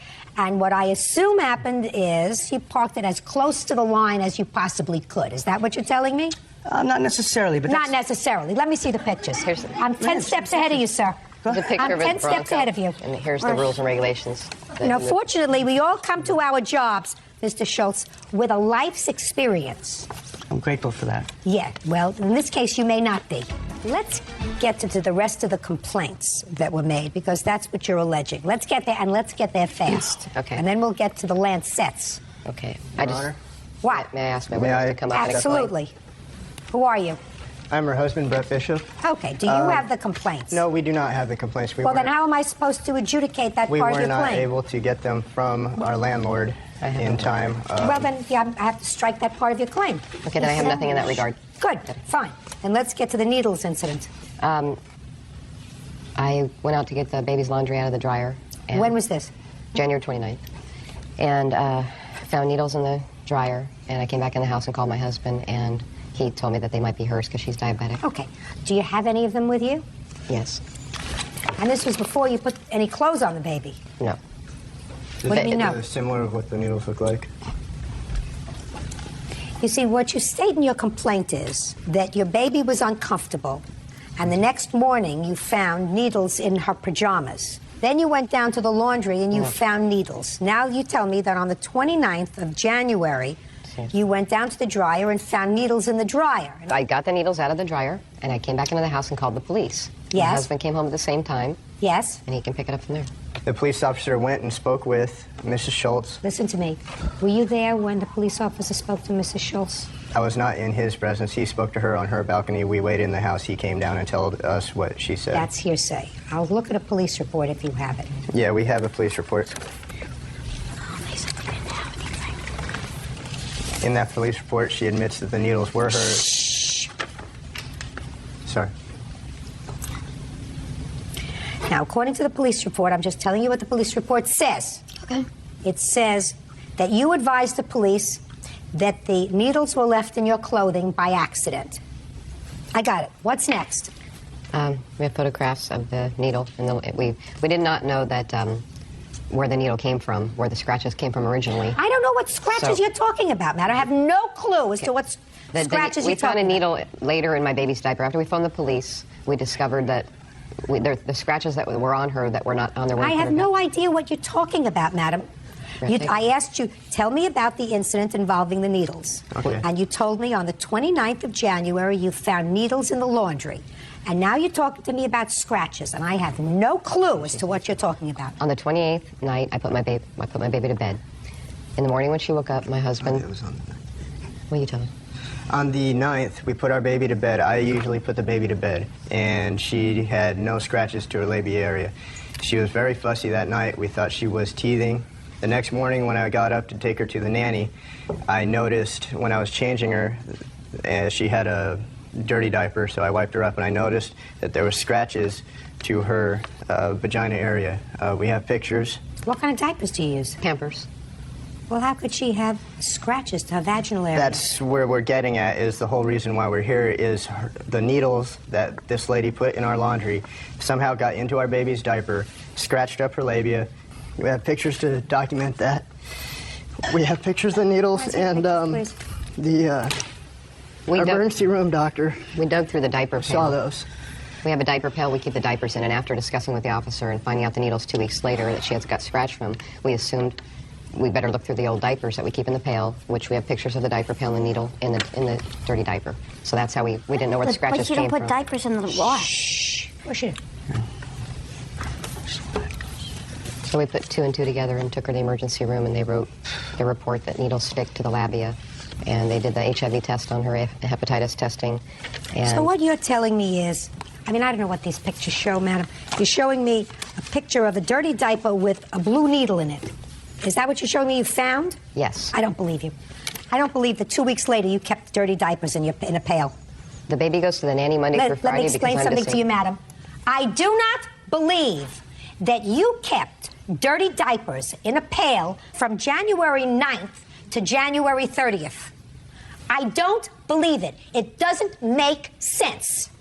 And if it doesn't make sense, it ain't true. Judge Judy continues in a moment. And later today, I assume that you have a busy life. I want to know why you're suing him over swimsuit and shoes. I'm just curious. Yet you took time out to file a lawsuit about your swimsuit and shoes. Shell and Perry Schultz put needles into a laundry dryer, causing injury to her baby. Renee also claims the Schultzes lied to the landlord and got her evicted.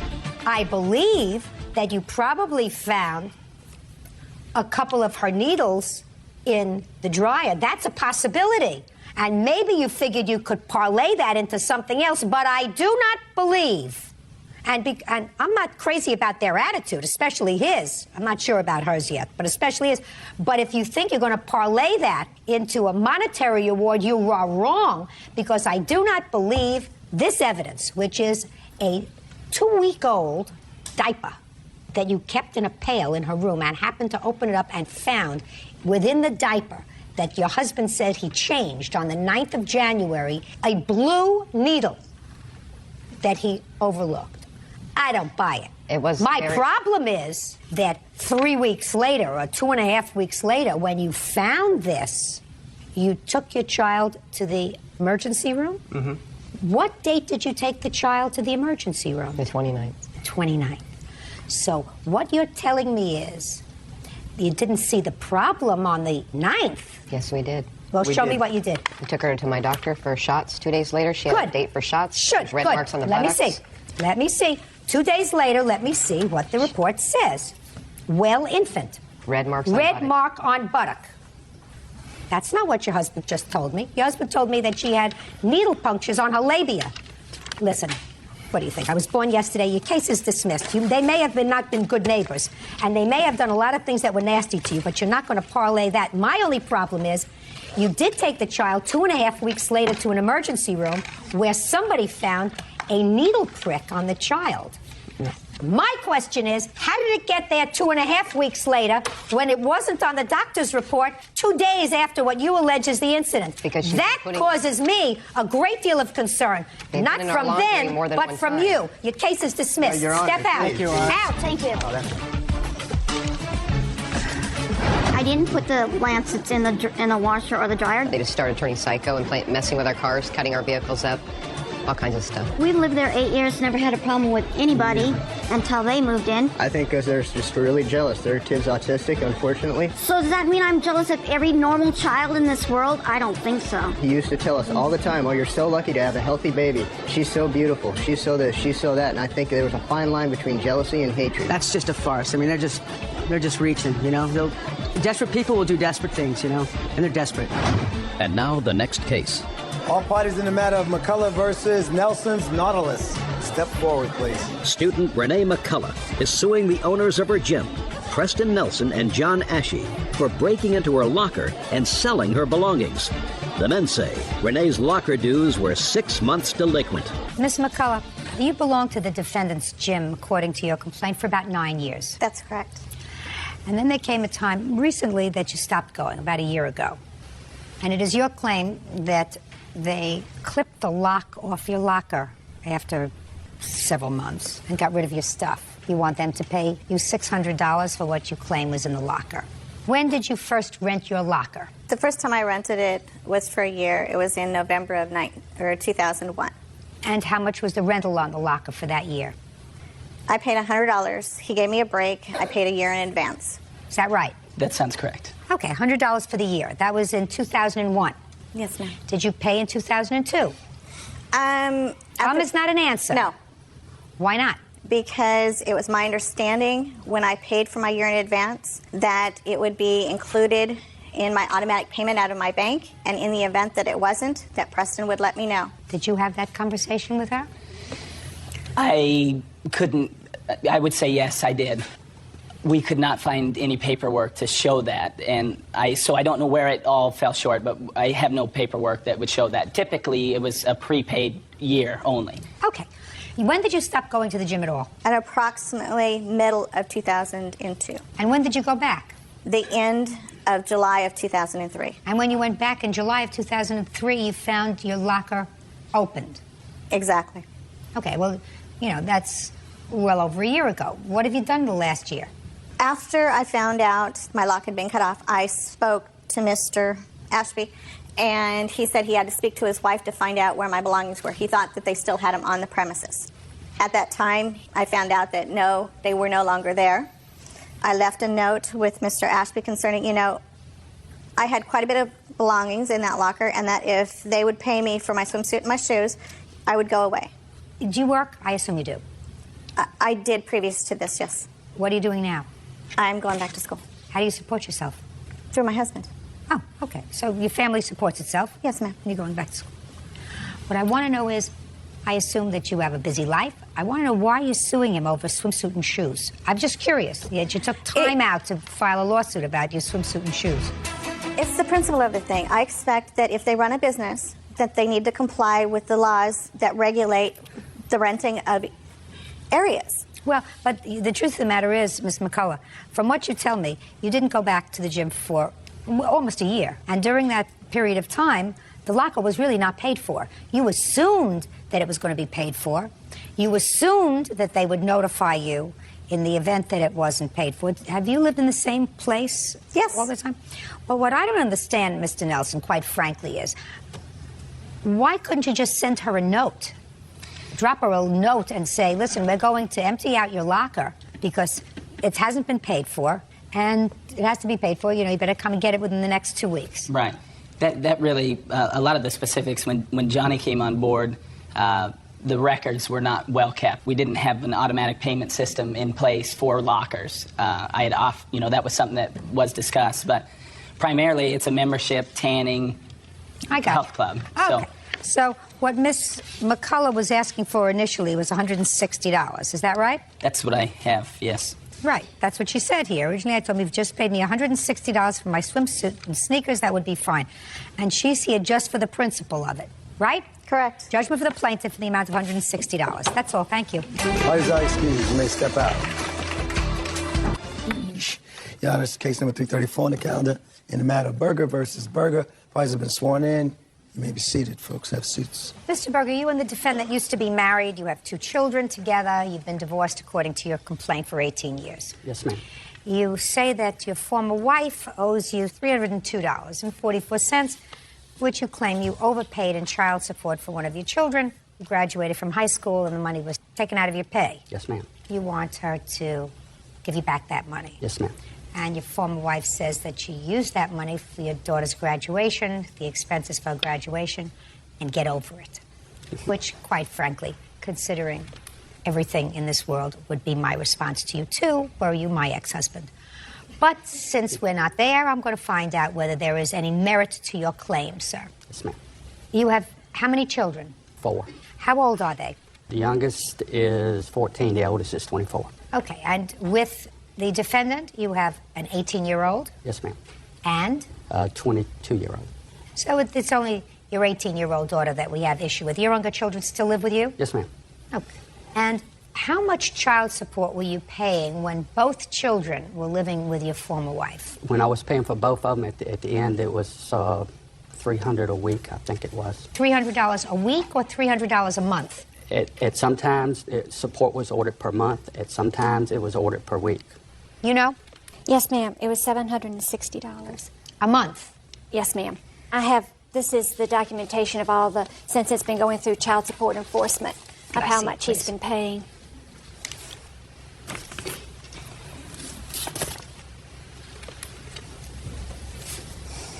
Did you ever pay, sir, $1,500 a month for support? $1,500 a month? No, Yeah. ma'am.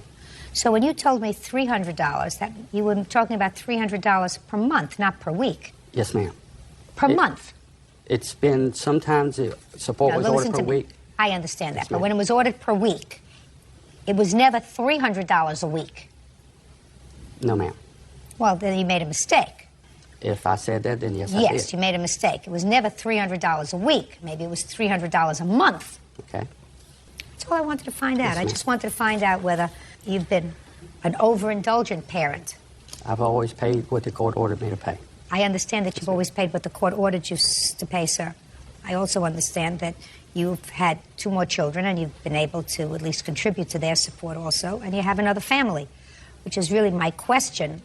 Your daughter graduated from high school. They took out a payment after she graduated from high school of $300, and you want the money back. Yes, ma'am. Explain it to me. The support was ordered to cease on June the 14th. They took out the full month of June, and I'm just asking for the other 2 weeks that shouldn't have been taken out. Did you ask your former wife about it? Yes, ma'am. I sent And a. what did she say to you? She said no. Did she say anything about graduation expenses? No, ma'am, she did not. If she said something to you about graduation expenses, you know, the additional money that she had for graduation, for ring, for gown, for whatever. Gown, ring? Shoes, everything. Would you have said, sure, it's a one-shot deal? We could have discussed it, yes, ma'am. So why didn't you tell her? I didn't tell him because every time I've tried to explain him, all I get back are nasty letters, and I really just didn't think he would do anything. I mean, he hadn't laid eyes on her in 2 years. So I didn't think he would do anything else. Judge, Yes. I've done extra. I bought both of the children a car. That's doing something extra. That's true. Yes, ma'am. That's right, but that wasn't within the last 2 years, and I said 2 years he hasn't laid eyes Well, what on her. happened 2 years ago, Mr. Berger? I got tired. I mean, I never received phone calls from him. You know, she's changed her phone number. I have tried to call, but the phone number has been changed. I don't know when. Might have been recently. I don't know. I just basically give up. That's too bad. Yes, ma'am. Did your father buy you a car? He did. Okay. Tell me your name. Stacy Stack. Stacy. When did he buy you a car? 2.5 years ago. Did you thank him? I did. You still using the car? No, ma'am. What happened to it? We went to go get it inspected, and the family friend that inspected it said that it wasn't good. It was rusted underneath, and that it could break down at any time. So we bought a new car. How long did you use it for? I used it for about 6 months. Okay. So before 2 years ago, you had contact with your dad? Not a lot. I called him. The last time that I've talked to him or seen him was I called him so I can go up there and see him, and then he said okay, and then the day of, or the day before, he came by and said, no, we have to go somewhere else. And they left, and I haven't talked to him or seen him since then. That sound familiar? I think something came up at that time. Yes, ma'am. Can't come up. Ma'am. Nothing can come up. Nothing. Judge Judy continues in a moment. Mr. Berger, you're going to get your $302 back. Yes, ma'am. You might want to buy something nice for your daughter. Yes, ma'am. Then we have 4 children. Yes, ma'am, I do. And later today, I was told by the 6-year-old that the boyfriend had picked him up by his ears and dropped him to the floor. And so I called DHS because if he'd do this, he might do something worse. real cases, real people. Judge Judy. Hayward Berger claims ex-wife Cynthia Berger owes for the return of child support. Hayward says he overpaid by $300. All very sad.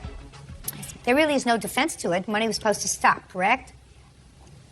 According to the papers, yes. When we went to court, before we go in, child support enforcement speaks to me, and they told me that it would continue to the end of the month. He was still obligated to the end of the month. I said, "Are you sure?"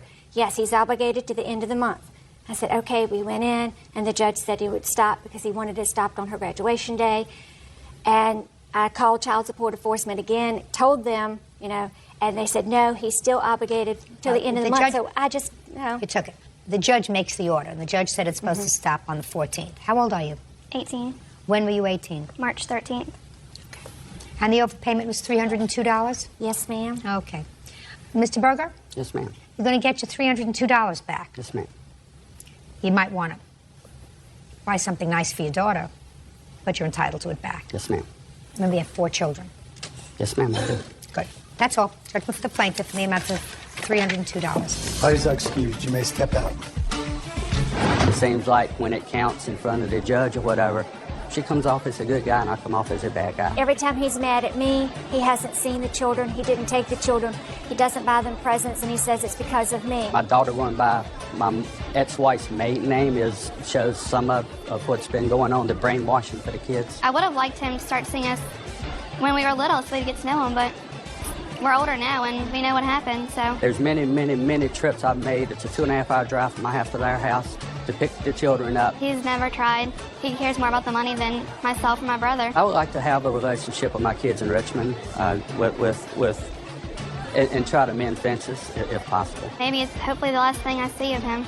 I haven't seen him in 2 years and it really doesn't bother me any. And now the next case. All parties in the matter of Isbell versus Espinoza. Step forward, please. Homemaker Holly Isbell is suing her former friend, 25-year-old nurse's assistant Michelle Espinoza, for unpaid babysitting fees and miscellaneous expenses. Holly says she cared for Michelle's kids while she was in the hospital. Ms. Isbell, according to your complaint, the defendant was hospitalized. Yes, ma'am. And you were contacted to see if you could fill in while she was hospitalized, which was on an emergency basis, to watch her 5 children? Yes, ma'am. You agreed to watch her children, and you want to be reimbursed for babysitting services as well as miscellaneous expenses for the children while they were in your care. Yes, ma'am. Ms. Espinoza says the two of you were friends. You used to watch each other's children all the time. You filled in for each other. There was never an agreement to pay you for babysitting services, and she doesn't owe you anything. In addition to the babysitting services, it is your claim that the defendant also has embarked on various acts of harassment, and Yes, you want ma'am. to be compensated for that. How long have the two of you been friends? Probably for about a year and a half, almost to 2 years. And you have children? Yes, I do. I have 3. How old are your children? Mine are 12, 6, and 4. And how old are Miss Espinoza's children? 6, 3, almost 2. She has 2 twins. And then the baby is almost 8 months. And were there times when the two of you exchanged babysitting services? I remember one time that she's watched my children, yes. And was there any payment? No, there wasn't. Any other times that you watched her children? There was payment, yes, ma'am. Now, when did you go into the hospital? On the 21st of April. For what? For kidney stones. When did you receive a call, Miss Isbell, that there was need for your service? I received a call from one of her friends on March 21st. She said that Michelle told her to call me because she needed somebody to watch the kids for a couple of days, that she was going to go in the hospital. And I called the hospital, and they said that she had already been admitted. So they gave me her room number, and she was in pain. She said that they were already giving her pain medicine, and that her fever was really high, and that they didn't know what was really wrong with her at the time, and that it was only going to be for a couple of days. I agreed to watch them for a couple of days. Fine. And in that agreement, I said the same arrangement goes as prior. And No, she agreed. Miss Isbell, I don't think you said that to her. I think you're a nice lady, and I think that if somebody is saying to you, I'm in the hospital and I have a very high fever and I'm in a lot of pain, I don't think that a nice lady like you would say, well, I'll take care of the children for a couple of days, but you know it's going to be on the same payment arrangement that we had before. I don't think you would say that. Do you know what I mean? Yes, ma'am. So the children were dropped off at your house, and then what happened? They were dropped off, and what was brought in was a gallon of milk and a few diapers. and about a half of baby formula, about this big. And then when I called her at the hospital, because I didn't know how to reach her boyfriend, I said, look, you know, the kids are running out of diapers again. When did you call her? The very next day. And she said that she was fixing to have tests and that she would get a hold of her boyfriend and that she would bring all the stuff that was needed. Well, Not she. Not she, but the boyfriend. Well, he brought over a bag of potato chips, about 7 cans of Cokes, and that was it. And then I noticed bruisings on some of the kids and just different things that were happening. And the 3-year-old had bruisings on his ears. And then when I called to ask Michelle about that, she said that she hadn't noticed anything about that. And then I was told by the 6-year-old and by the 3-year-old that the boyfriend had picked him up as a punishment by his ears and dropped him to the floor. And so I called DHS because I was scared that if he'd do this, he might do something worse. Real cases, real people. Judge Judy. Holly Isbell says former friend Michelle Espinoza owes for unpaid babysitting fees. Michelle says there was never an agreement to pay. Where was the boyfriend for the 4 days? He works. What kind of work does he do? He's a cook. And did you give her any money for the 4 days that she watched the children? Just not for payment, but for the food that they ate. You know, if it costs her an extra $150 for the 4 days, When the children are with you. Let me finish. If it cost you an extra $150, don't you think that it was your responsibility, your boyfriend's responsibility to see to it that she had what she needed for the children? When I offered her for money or to bring groceries over there, because I can't just give her my food stamp card because I'd get in trouble. I'm not asking you to give her your food stamp card. Your boyfriend works. I assume that he works for money, not food stamps. Is that right? Mm-hmm. Well, how much money did he give her? None that I know of. Right. Well, that's not fair. Yes, ma'am. When I'm the one that packed everything for her kids. Well, then come up and tell me what you packed. Tell me your name. And I called her in the beginning. Tell me your name. Jessica Flores. All right, Miss Flores, what did you bring over for the children? I packed 4 changes of clothes, 3 sleeping clothes. I'm not talking about clothes. Okay. Let's not talk about clothes. I She gave didn't her buy any 24 clothes. diapers for the 24 baby. diapers? For the baby. And the twins are in diapers. I gave her 50 for the twins. Mm-hmm. And when I did the milk, Michelle had the big count of my ounces, but it's not the 12 ounce. It's like a 32 ounce, and it was brand new. It wasn't even opened. I put that in with the Pampers and a gallon of milk because Michelle told me that's all she wanted. Is that what she brought over to you? No, ma'am. What It did she was bring not. over? She brought over, now the can size is right, but it was half full. And she did not pack 50 diapers for the twins. It was more like 12. Do you have a receipt for items that you bought for the children during that time? I do not, because I only paid once to buy just a really cheap pack of diapers for the twins. So how much did you pay? Food was $169.41 because I had to replace everything, because they ate a lot. Okay, They didn't get to go to $169.41 for 4 days for 5 children. What else? And I'm asking for replacement of the mattress or replacement of the bed because her oldest son had wet on the bed for 2 nights and hid it. Well, how old is he? He's 6. Okay. Do you think that it's possible that his mother is in the hospital and he's taken out of his familiar surroundings and he's taken to your house, that he's a little bit agitated, so you're blaming a 6-year-old because he tried to hide the fact that he had had an accident in the bed? Miss Isbell, get it together. And tell me about the harassment. She would call and she would leave messages on my phone, and I have one tape. I'd like to hear it. Holly, I don't appreciate you going to a missionary or compassion or wherever and using my name to get my children diapers, and when you tell me you paid for them, what kind of Christian person are you? Now, I'm sick of you trying to run around this town and ruin my name or giving me bad trouble. You keep on and you will have trouble yourself, Holly. Now, I'm just a little bit sick and tired of this. All right, so she's telling you she's angry because you've been saying bad things about her. Go ahead. But it's not harassment. Well, this was because 2 days after, DHS was knocking on my door. And there's another case involving me and my daughter that she knows about. It involves a sexual act that happened to someone and she knew about it. And so you think that she called Children's yes, Services to report I on do. you? I really believe that. Okay, she may have, but you can't prove it. So far, I think that she has to reimburse you for your expenses with regard to taking care of her children, because I think that that's the right thing to do. And I think that there was probably an implied agreement to take care of your children's necessaries. Now, how much do you think is appropriate to reimburse Miss Isbell for the service that she provided in watching your children for 4 days? I don't know what she purchased on my children. She went to the Compassion Outreach for diapers that she said she purchased herself. No, she's not asking for diapers.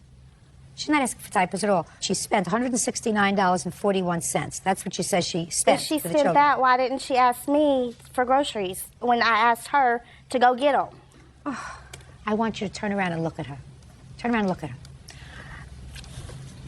Miss Espinoza, I want you to say the following words. Thank you for taking care of my children when I couldn't and my boyfriend couldn't. Thank you for taking care of my children when I couldn't and my boyfriend couldn't. Good. Judgment for the plaintiff in the amount of $169.41. Thank you. Parties are excused when they step out. Yes, case number 263 on the calendar in the matter of Burnley versus Belluccio. Parties have been sworn in, Judge. You may be seated. Mr. Burnley, according to what I've read, the defendant was your former fiancée.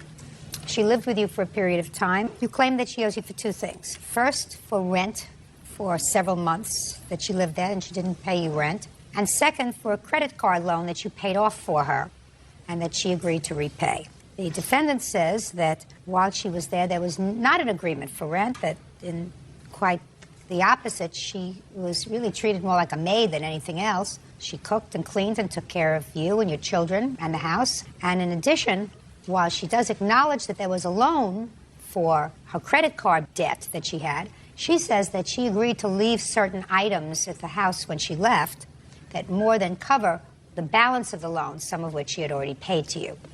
Is that right? Yes, ma'am. Mr. Burnley, when did you start to date Miss Belluccio? February of 1998. And in February of, because I've read these papers very carefully, in February of 1998, sir, you were married. Yes. And how old were you? 36. And how old was Miss Belluccio? 19. Is that right? I was 18. And where did you meet her? At work. What kind of work did you do? It's a convenience store. What were you doing at the convenience store? I was her boss. So you were her boss. She was 18 years old. She was going to school? Yes. College? Yes. And she was working besides, going to school full time? Yes, ma'am. How long had you been separated from your wife? 10 years almost. Are you divorced now? No, not yet. Why not? Long story. She was supposed to pay for the divorce. I have time, sir. Okay. And it's a long story, Yeah. but I guarantee it's not It was such a matter long of story. principle that she would, when we had split up, she had taken all the furniture and stuff like that, and she was supposed to pay for a divorce, and that she never did. Stubborn sucker, aren't you? Yes. You have children? Yes. How old are they? 11 and 12. Now, when did Miss Belluccio move in with you? July of 1999. And did you become engaged at that time? No. When did you become engaged? I do not remember approximately. She asked me to marry her first, and at that time I said that I believe she should be at least 25 before she gets married, so she knows what she's getting into. And did you ever change your story? I asked her to marry me a couple of years later. Did you give her a ring? Yes. And you're still not divorced? Correct. How did you plan to carry that out, sir? I procrastinate, but I believed that I would have it done before we would get married. That's usually the way things go. Right. I want you to tell me about this rent that you claim she owes you. In July of '99, I purchased a home. I did not believe it was a good idea for her to move in at that time, but it happened that way. The agreement was, though, that at that time the living expenses cost $800. What were the living expenses? Well, the mortgage was $550, electric, phone, stuff like that. Mm-hmm. They came to approximately $800. She did agree to pay $400. Why would she pay off your mortgage? Was the house in her name? I wouldn't call it paying my mortgage. It was half the living expenses. She was living with you, and I assume sharing your bed. Right? Correct. Who took care of the chores around the house? She did. Didn't you think you were a little old for her, Mr. Burnley? Yes. Didn't you think that a guy who's 36 years old and married should have nothing to do with an 18-year-old girl who's working, going to school, trying to do the right thing? She want to get hooked up with you for? You can't even get yourself off the horse after 10 years? She told me age didn't matter to her. She told you She age told me didn't that, matter. She's 18 years old. You're a grown man. Age matters. There are a lot of things that matter that people say don't matter. They matter. It is your statement that you did not have an agreement with him for rent. Is that right? There was no formal agreement. There were times when we did say, give what you can. There were times when Stephen had 2 roommates where he didn't expect a penny from me. And then there were times we actually did, in September of 2003, have a formal rent agreement. Okay. What was your agreement? That I would pay him $300 and that I would pay for groceries. Okay, and when did you move out? November of 2003, at the end. Okay, so for 3 months. Correct. I always contributed to the household, whether it be projects or whether it be, I paid for all the groceries. There may have been 1 month in the 4 years that we lived together that Stephen bought groceries. But I did all the household chores, and I assisted him with several projects. I have pictures of his whole house has been changed. I paid for a lot of those things. Like what? Painting. I helped him paint.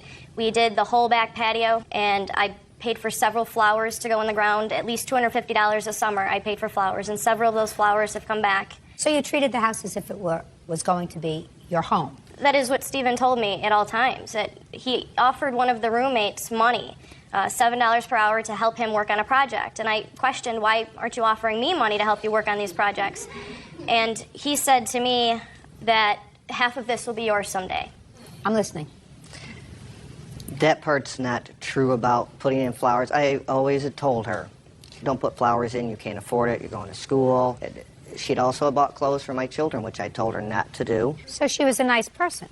Yes. When you were together? Yes, she did a lot. Tried to hold up her end of the financial bargain while you were together. Right. And then some. That's correct, which I told her all along. So why are you here suing her for rent? Principal. Someone who proposes marriage to a girl half his age while he's still married shouldn't talk about principle. Judge Judy continues in a moment. You lived together for how many years? 4. Get over it. And later today, your mother never said to you, don't worry, it's a gift. Right? Right, but she did say, don't worry. Oh, did you ever hear the expression, beauty fades, dumb is forever? real cases, real people. Judge Judy. Stephen Burley says ex-fiancée Courtney Belluccio owes for a loan to pay off a credit card. Courtney says Stephen is still legally married. Now let's get to the credit card. April 10th, 2003. I was not aware at that moment. She came to me and told me that she had a credit card that she had, I don't know if it was maxed out, but it was very high interest. It was killing her paying the payments. So I decided to take a bank offer loan that I'd had and pay off that credit card, and it was at 2%. How much did you give her to pay off the credit? $5,176. And how much did she pay back? How much did you pay back? I paid back $3,890. And you claim that you don't owe anything on this because why? When I moved out in November of at the end of November 2003, I told Stephen when I was leaving that I'm going to leave some things behind. If I'm going to write my estimated value next to it, I'd like you to write what you feel is a fair value next to it, and we'll agree upon a value, and we'll take that off the balance. And he agreed. Can I please see the list that you prepared of the things that you left behind?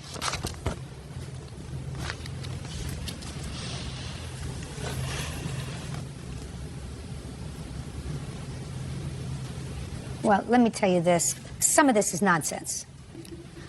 A bicycle. Now that's $100. Kitchen table and 4 chairs. Sits in the basement. Told her she could take it. Would she need it? 2 dining room chairs. In my basement. You have any use for these things? No. You can go get these things because he doesn't want them, but you don't get credit for them. Okay, you agreed to pay it back. The money you owe him $1,500. That's all. Your lawsuit, sir, is seeking over $3,000. I think you're a little out of line. I think you're out of line with the rent. I don't think that you had an agreement other than the defendant has already acknowledged that is an agreement for 3 months. I believe her when she says she paid you the rent for the 3 months, September, October, November. Mm-hmm. That's it. You lived together for how many years? 4. 4 years? Get over this list. Get over it, unless you want any of this stuff. If you want any of this stuff, it's in his basement. I'll make an order that you can go pick it up. Do you want it? Yes, ma'am. Good. She's going to come and pick up all this junk within 5 days of the date of this hearing, and she owes you $1,500. That's all. Parties are excused. You may step out. I think his real motivation is that he's simply angry with me. I procrastinate a lot, so she probably figured I wouldn't try to collect it. We had just completely grown apart. We wanted different things on a daily basis from life. I was just in no hurry to get married again, I guess. It was all on principle. He was planning on getting a divorce, and ironically, after I left, he initiated one. And now the next case. All parties in the matter of Power versus Power. Step forward, please. Homemaker Mary Power is suing her daughter, administrative assistant Catherine Power, for the cost of a cruise from New York to Canada. Ms. Power, this is your daughter. Yes, it is. And I gather from reading your petition that at this point in your lives, you're not happy with each other. No, we're not. So this is what the case is about. Your family was planning to go away on a cruise together, so I assume you all got along. You have children? Yes. How many? 2. And they were going on the cruise also? Yes. How many of your brothers and sisters were going? 2. 2 sisters. And Mrs. Power, what you tell me in your petition is that your daughter paid for the cruise, and then the cruise company went bankrupt. Correct. And everybody was really disappointed, and according to what you tell me, I read, you made arrangements for a second cruise. Correct. And since the refund hadn't come back yet, you paid for the second cruise. Correct. And your daughter didn't pay you back when she got the refund. Correct. She says that the second cruise was a gift. Absolutely not. That's your defense. Is that right? Yeah. When were you planning to go on this cruise, Miss Power? The first cruise on Regal Cruises, we were going June 29th of 2003. And where were you going? We were going from New York to Canada. Kathy, how much did you pay for that cruise for you and your 2 children? Was it 3 people going? I paid $906, but that wasn't a full total. When did you pay that money? Throughout January to May of 2003. Great. When were you advised, Miss Power, that the cruise was canceled? I was advised in May of 2003. And did you rebook another cruise? Yes, I did. For the same period of time? For the same period of time, just one day earlier we were going to leave than previously planned. And was that a more expensive cruise? A few $100s more. So what happened? You went on the cruise in June? We went on the cruise. We had a great time. I got a refund back in February of 2004. Did you call your daughter and ask her if she had gotten a refund back? Yes, I was very excited I got my refund, but she didn't seem to be as excited. And she just called me up a few days later, and she said to me, now she didn't say she got her check back. She said that when she gets her check back, she'd like to use it to go to Florida on another vacation. And I said, absolutely no. I want my money back. And she said? And she said that no, she wasn't giving it back to me. Real cases, real people. Judge Judy. Mary Power says her daughter, Catherine Power, owes for a cruise from New York to Canada. Catherine says she's a struggling single mom, and the cruise was a gift. Give me your version of the events that led to your belief that this was a gift to you. The first cruise that we had purchased, actually my mom called me and said, would you like to go on a cruise?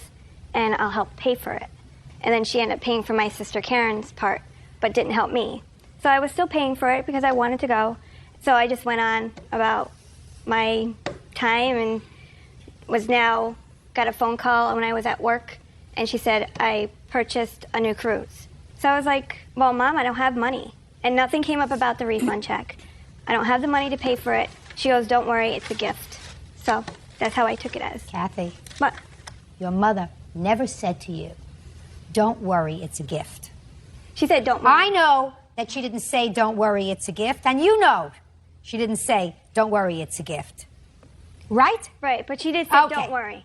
She didn't say it was a gift, but she said not to worry. Right. She didn't say it was a gift. How did I know that? Because people don't say that. Sure. They just... Because if it doesn't sound right, it's not true. Yeah. So tell me what happened, Miss Power, when you got back your refund from the cruise line in February. She said she paid for the cruise and that I was supposed to pay her back. And that was not my point of it. It was... Well, was your point of it? Was your point of it that... She bought a trip for the family. It was the last family trip. She felt that everyone should go on it because my father was sick and she wanted us all together. That's what it was. Then, Kathy, would you explain to me, if that's your rationalization for keeping the money, why is it that you testified earlier that from February until May, you were paying the travel agent, and you paid the travel agent $906 if your mother had already said to you, I want to take the family away on a trip? Now, what I think happened that really annoyed you is that your mother, according to you, chose to pay for one of your sisters to go and didn't choose to pay for you. Because you've already mentioned that once, and that, I would say, might fry you a little bit. But let me understand why your mother decided to pay for one sister and not you. You want to explain that to me? Yes. When my daughter, Kathy, had my grandson, she had to take some leave off from work. She was on maternity leave. And during that time, my husband, Bill, and I helped her with her rent and her car payments to keep her going. And I did ask her at that time to pay me back. Okay. She did not. Okay, just a second. So, did your parents help you? They came up to the house when I had Liam and watched Emerald, my daughter, and then she helped me with diapers and stuff. So you decided to pay for Karen, right, to make it even with your children. Right. Okay. How much was the total cost of your trip, madam? $1,206? It was $1,806 altogether, and then minus $500 for my sister. $1,306. Okay, $1,306. $1,306 is what you intended to pay. Is that right? Correct. Mrs. Power, even if you decided to go on a little bit more expensive cruise, I assume you would be perfectly happy if you got $1,306 back from your daughter. If she said to you, listen, I don't have the extra money, but here's the $1,306 that I was intending to pay for the first one. Mm-hmm. I'm going to give that back to you. I would have been happy. And that would have been right, Kathy. No. That would have been right, Kathy. Nope. Listen to me. You have to stop relying on other people to take care of the problems that you create. You create certain problems. You created a lifestyle for yourself. And it seems to me from listening to your mother, who's a pretty rational lady, that you have relied on other people to take care of the problems that you create. And when you listen to me, and when you turn 30, you just told me that. You just told me a moment ago. Juliet Basasio is suing her ex-boyfriend, Omar Pierce, for unpaid rent and a security deposit. Omar says Juliet is angry that he went back to his wife. Mr. Basasio, this very unhappy gentleman who's standing next to you, Mr. Pierce, used to be your boyfriend. Yes. Even though he was married. And you have a child together. Yes. Mistake number 2. And it is your claim that the two of you leased an apartment for 6 months because you claim Mr. Pierce wanted to move out of your parents' home where the two of you were living with your baby and have a place of your own. You signed the 6 months lease. He didn't really hold up his end of the rent, which you had agreed to, and then he moved out, leaving you stuck with the lease. Mr. Pierce says that you couldn't rip him from the heart of his wife and 2 sons. And that he decided to go home, and that he paid rent while he lived there, right? Yes, ma'am. Did I explain your position, sir? No, I don't owe any of the money. What? I don't owe any money. Oh, this is going to be harder than I thought. When did he live in your parents' house? The first time he moved in was in May. Of 2006? Yes. How old is your baby? He's 2.5. He'll be 3 in October. Is that your only child? Yes. Why would you have a baby with somebody who's married? Because he lied and told me he wasn't married. He told me he had just separated and he was divorced from his wife 6 months prior to when I met him. He said he was separated or divorced? The same difference. He said... No, it's not the same difference. Separated is not divorced. At first, he didn't have a wife. I would have never went with him if he told me that he was married. And when did he finally tell you he was married? He never did. He never told me that he was married. I had to find out from his wife that he was married. It was after I had my son. Was he living with you? No, he wasn't. Why wasn't he living with you? I don't know. Did you ask him why we're not living together? No. Did you ask him why we're not married? No, he knows that I wouldn't want to marry him. I told him, I don't want to get married. Why do I need to get married? If I live with somebody, why would I need to get married? Well, why if you're fighting with somebody? You're right, you shouldn't marry somebody you're fighting with, right?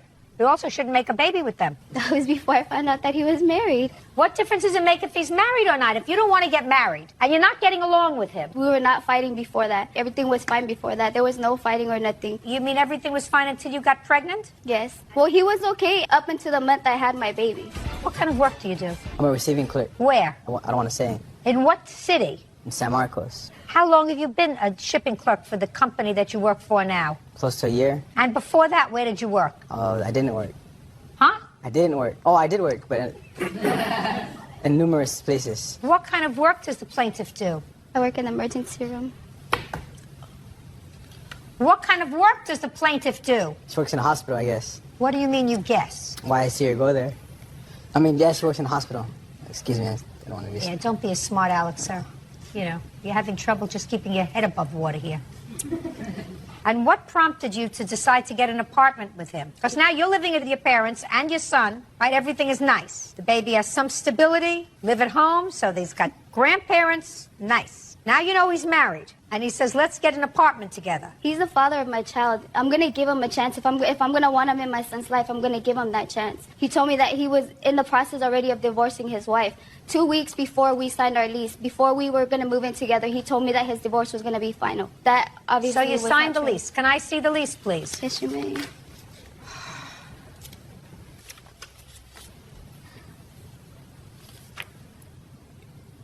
November of 2006 is when you started. When did he move out? In January of 2007. So he lived there with you for 2 months, right? Yes.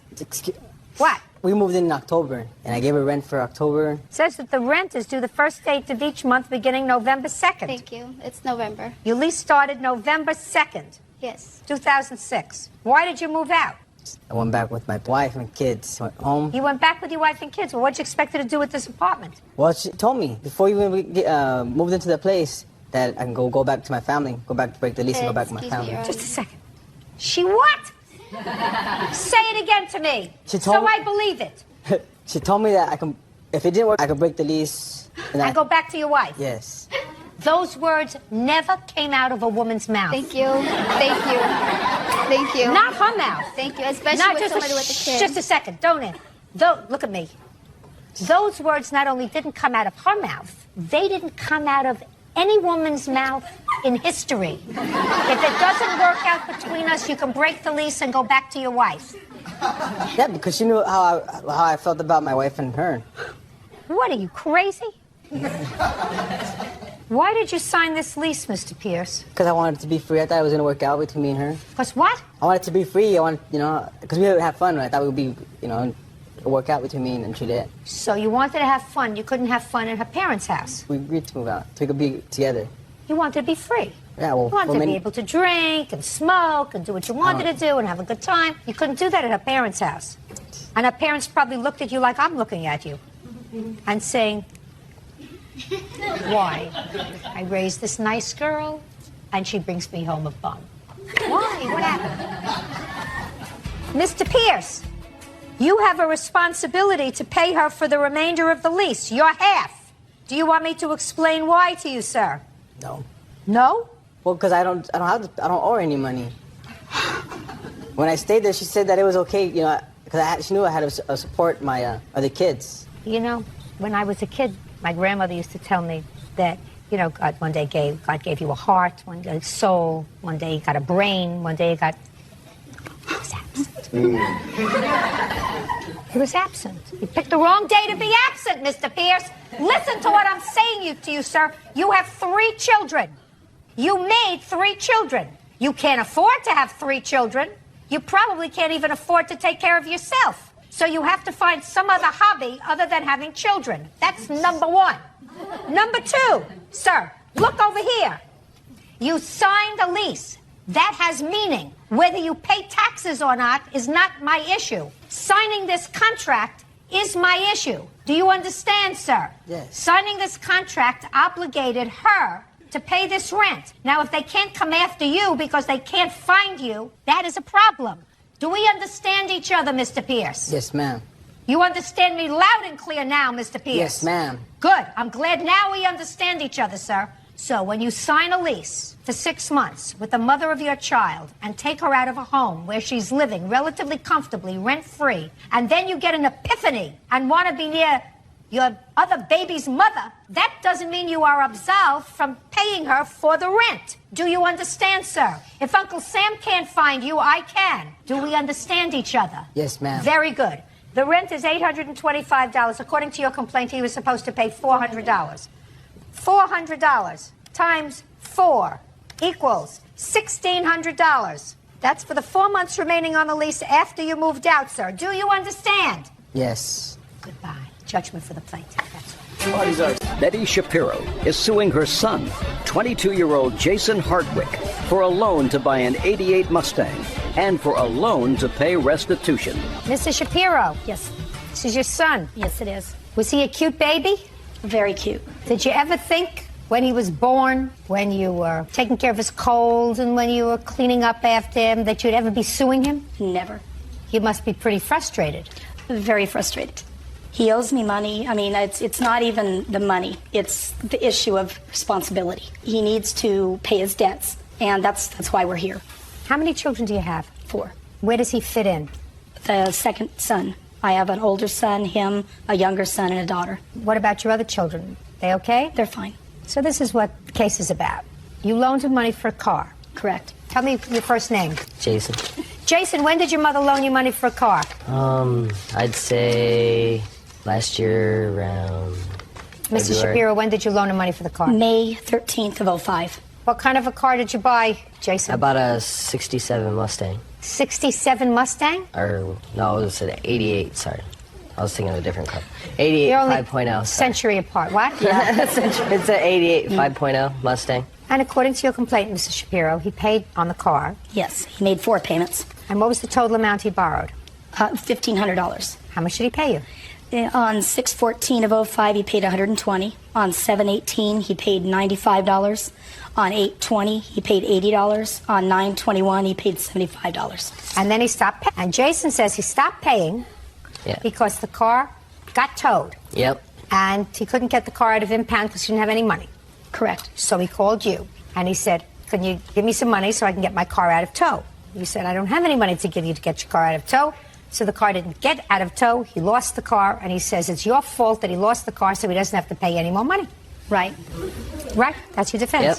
Do you want to say that to me? Because I've said it now, but I would like to hear it coming from your mouth, Jason. Well, I borrowed the money. I got the car. Then where I was staying, I was forced to move, and I couldn't move the car at the time because it was broken down at the time. So where did you leave it? In front of my friend's house. How long did you leave it there? Like maybe a week before it got towed. Because I had to get it fixed, and I was fixing it, and then I'm trying Well, to you work. could have pushed it into somebody's driveway or something. I didn't right? have no driveway to put it in. Did you call your mom and say to her, listen, can I leave the car in your driveway? Well, I didn't think to ask her that, and You didn't then I would have think? had to have it towed over there or something. I didn't have the money for that either. So you think it's her fault that she didn't lend you more money? Yeah, so I can get the car. If I don't have a car, why should I give her the money for it? Let me ask you this question, Jason. How old are you? 22. Did you go to high school? Yeah. Did you finish? No. That was a big mistake. Yeah, I know. Now, you look like a pretty stout kind of guy. Do you ever eat at a restaurant? Yeah. Go in, you order dinner, finish the dinner, they bring you the bill. Yeah. You look at the bill and you say, why do I have to pay this? There's nothing on my plate anymore. It's all gone. What do you mean? I want you to make believe that your mother is a bank. And instead of borrowing this money from your mother, you borrowed it from a bank. Same scenario. You're doing road work on the car in the public street where you're not allowed to do it. You leave the car on the street. Somebody gives you a free pass for a while, but after a week, they tow your car. You don't have money to get out. You call the bank. Say, listen, I owe you money on a car loan. But unless you loan me more money so I can get my car out of tow, I'm not going to pay you any more money. Hello? Is this a crank call? Do you understand what I'm saying to you? Yeah. Does that sound foolish to you, Jason? Yeah, it does. So let's not sound foolish. I mean, the first foolish thing that you did was not graduate from high school, because then you would have had money, maybe, to fix your car. Now let's get to the other problem that you had. I'll hear you again, Mrs. Shapiro. He was accused of stealing at work. Stealing cash? Stealing cash. What kind of place were you working at the time, Jason? It was like a diner, maybe. It was a sandwich shop. And what were you doing? I was cooking. And you were accused of stealing? Yeah. Out of the cash register? I don't know. They never told me where it was from. They just told me money was missing, and they feel that I was doing it. Okay. So he called you? Correct. What did he say when he called you? That he was accused of stealing and that they were going to press charges and put him in jail unless he came up with the money. And you said what? I said, let's go meet with her. With whom? With his boss. Fine. So you sat down with his boss. With his boss in her office. Go ahead. And at that time, she basically told me exactly what had happened, Well, the tell me- amount of money that was taken. When she sat at the meeting with you and your son and accused him of taking this money, what did he say? He had admitted to doing it. And she was willing How much to money are we not- talking about? $2,715. I didn't say nothing like that. What did you say? I told them that I wasn't admitting nothing. No, don't look down. Look over here. I wasn't going to pay them. I was going to go try and get an attorney, try and fight them and everything. I wasn't taking the rap. I didn't see no proof I did it. I didn't see nothing. Now, just a second. We're not talking about proof. Listen to me very carefully, Jason. You got... Yep. Your mother says that at the meeting with your boss, you admitted taking the money. But if you say to me, I told them that I wasn't taking the rap for this because I didn't do it, then you're telling me, in effect, that your mother is a liar. Is that what you want to tell me? That's what I said. What did you say? I said that... No, I didn't don't say look that. down. Look over here. I said I didn't say that. You said you didn't say what? I didn't say that I took the money. What did you say? I said that I was going to try and fight it. With what? However I could. Is that what you told your mother? Yeah. Tell me exactly what you told your mother. I didn't tell my mom really anything. I just said I wasn't going to... I didn't want to pay it. I didn't want to give him this money. I didn't want her to give him the money. I didn't want nothing. I just wanted to go try and get a lawyer or whatever and try and fight So this then out. why in the world, Jason, did you call your mother and arrange to go to a meeting with her? And why did you go to the meeting with her? You've been told that you were accused of stealing. So there was no possible reason for you to call your mother or go to the meeting if what your intention was to say, fine, arrest me, I'm going to get a lawyer, and I'm going to fight these charges. You want to explain that to me? Just figured she knew more than I did about the type of stuff, and she might be What able to type give me of some stuff? kind of advice. What they were Hold on telling there me. just a second. I can understand, Jason, you calling your mother at home and saying, Mom, I want to come over and talk to you. This is what they're accusing me of, and I didn't do it. I want to get a lawyer, and I want to fight it. What I don't understand, Jason, is why you called your mother and then went to a meeting with your boss, with your mother. I just had her come with me. Why? Why would you go at all? You knew what you were being accused of. I don't know. I just went. 3 out of 4 ain't bad. Just say to your mother when she wrote out the check or paid them the money. Nothing. I didn't actually see that happen. Well, you knew she did it, right? Yeah, I didn't say nothing to her, though. You didn't say anything? No, I was... Like, thanks, Mom, for bailing me out, or I don't want you to pay this money because I didn't do this. I'd rather we spend the money on a lawyer so I can have a clear name. Didn't say that? No. Did you make an arrangement with your mother to pay her back out of your paychecks? No, I never set that up. Who did? I guess the lady that I was working for did. And how many days did you work after your mother gave them the money? I don't know, maybe 3 or 4. Why did you leave? Because they were harassing me. Who was at the job. harassing you? The bosses. They were talking about me in front of me, and I wasn't feeling comfortable about that, so I quit. And where did you go to work? I went to another job. I got a job at Dairy Queen. For how long? About a month. And where'd you go after that? That was just a couple weeks ago. I haven't had a job yet since then.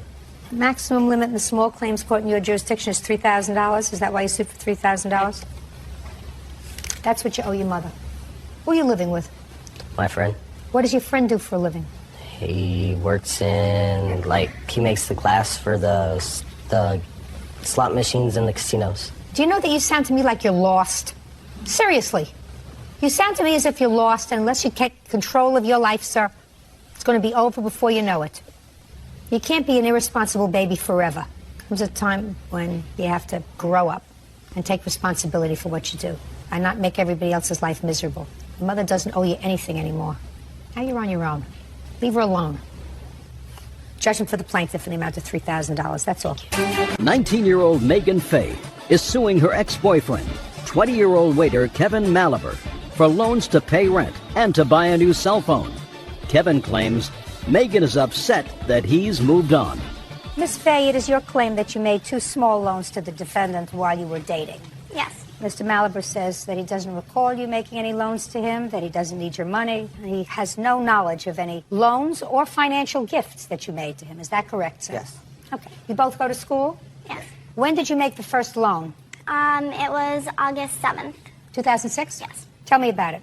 He said that his dad couldn't pay for his rent because his dad was getting a new job, So he wanted me to lend him the money until his dad could pay me with the new job, and that was $420. What was the money for? The rent money. Where did you get the money from? My savings account. You have proof of that for me? Yeah, I have the statements right here. Can I see it, please? I had to take 2 out. Okay.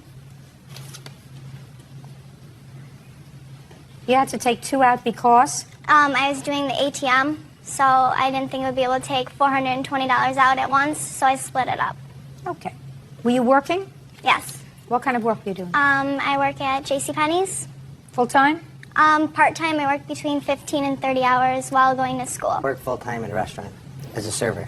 What was the next loan that you made to him? I've been bugging him about a cell phone, so he told me that he wanted to get one, so his dad said he couldn't do it, so I went with him to open it, and... What do you mean you were bugging him about a cell phone? He didn't have a cell phone, so I'd have to call his friends, and he said that he would get one, and his dad would pay for it, but his dad couldn't do it at that time, so I went with him and opened one for him. Well, he was working. Why didn't he buy it?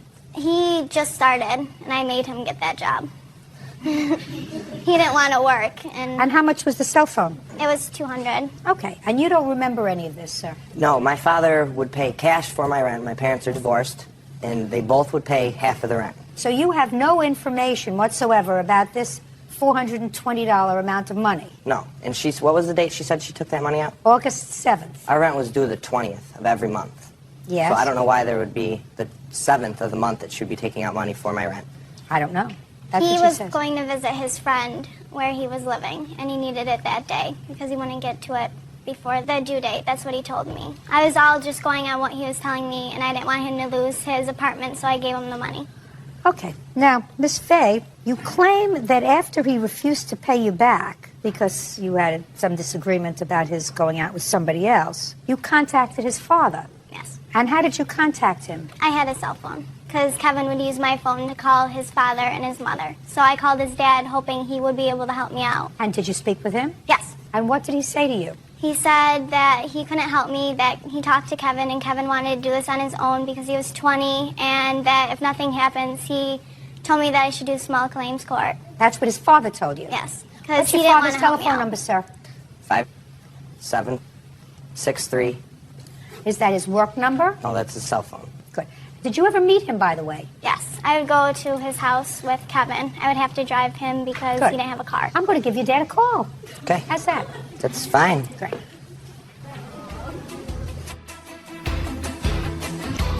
Mr. This is Judge Judy Scheindlin. How are you? Mr. I have a couple of questions for you. Do you have a moment for me, sir? Great, great. Do you remember sometime several months ago receiving a phone call from Miss Fay, your son's former girlfriend, Megan Fay? She discussed with you some money that she said your son had borrowed from her? Did she tell you how much he had borrowed? Did you agree to pay her that money? And did you speak to Kevin about it? And what happened? Okay. Did you tell Miss Fay that if he owed her money, that she should sue him? I absolutely agree with you, sir. You've met this young lady before, is that right? Ever had any difficulty with her before? Seemed like a nice young lady? Very good. Thanks very much. I appreciate your assistance. Bye-bye now.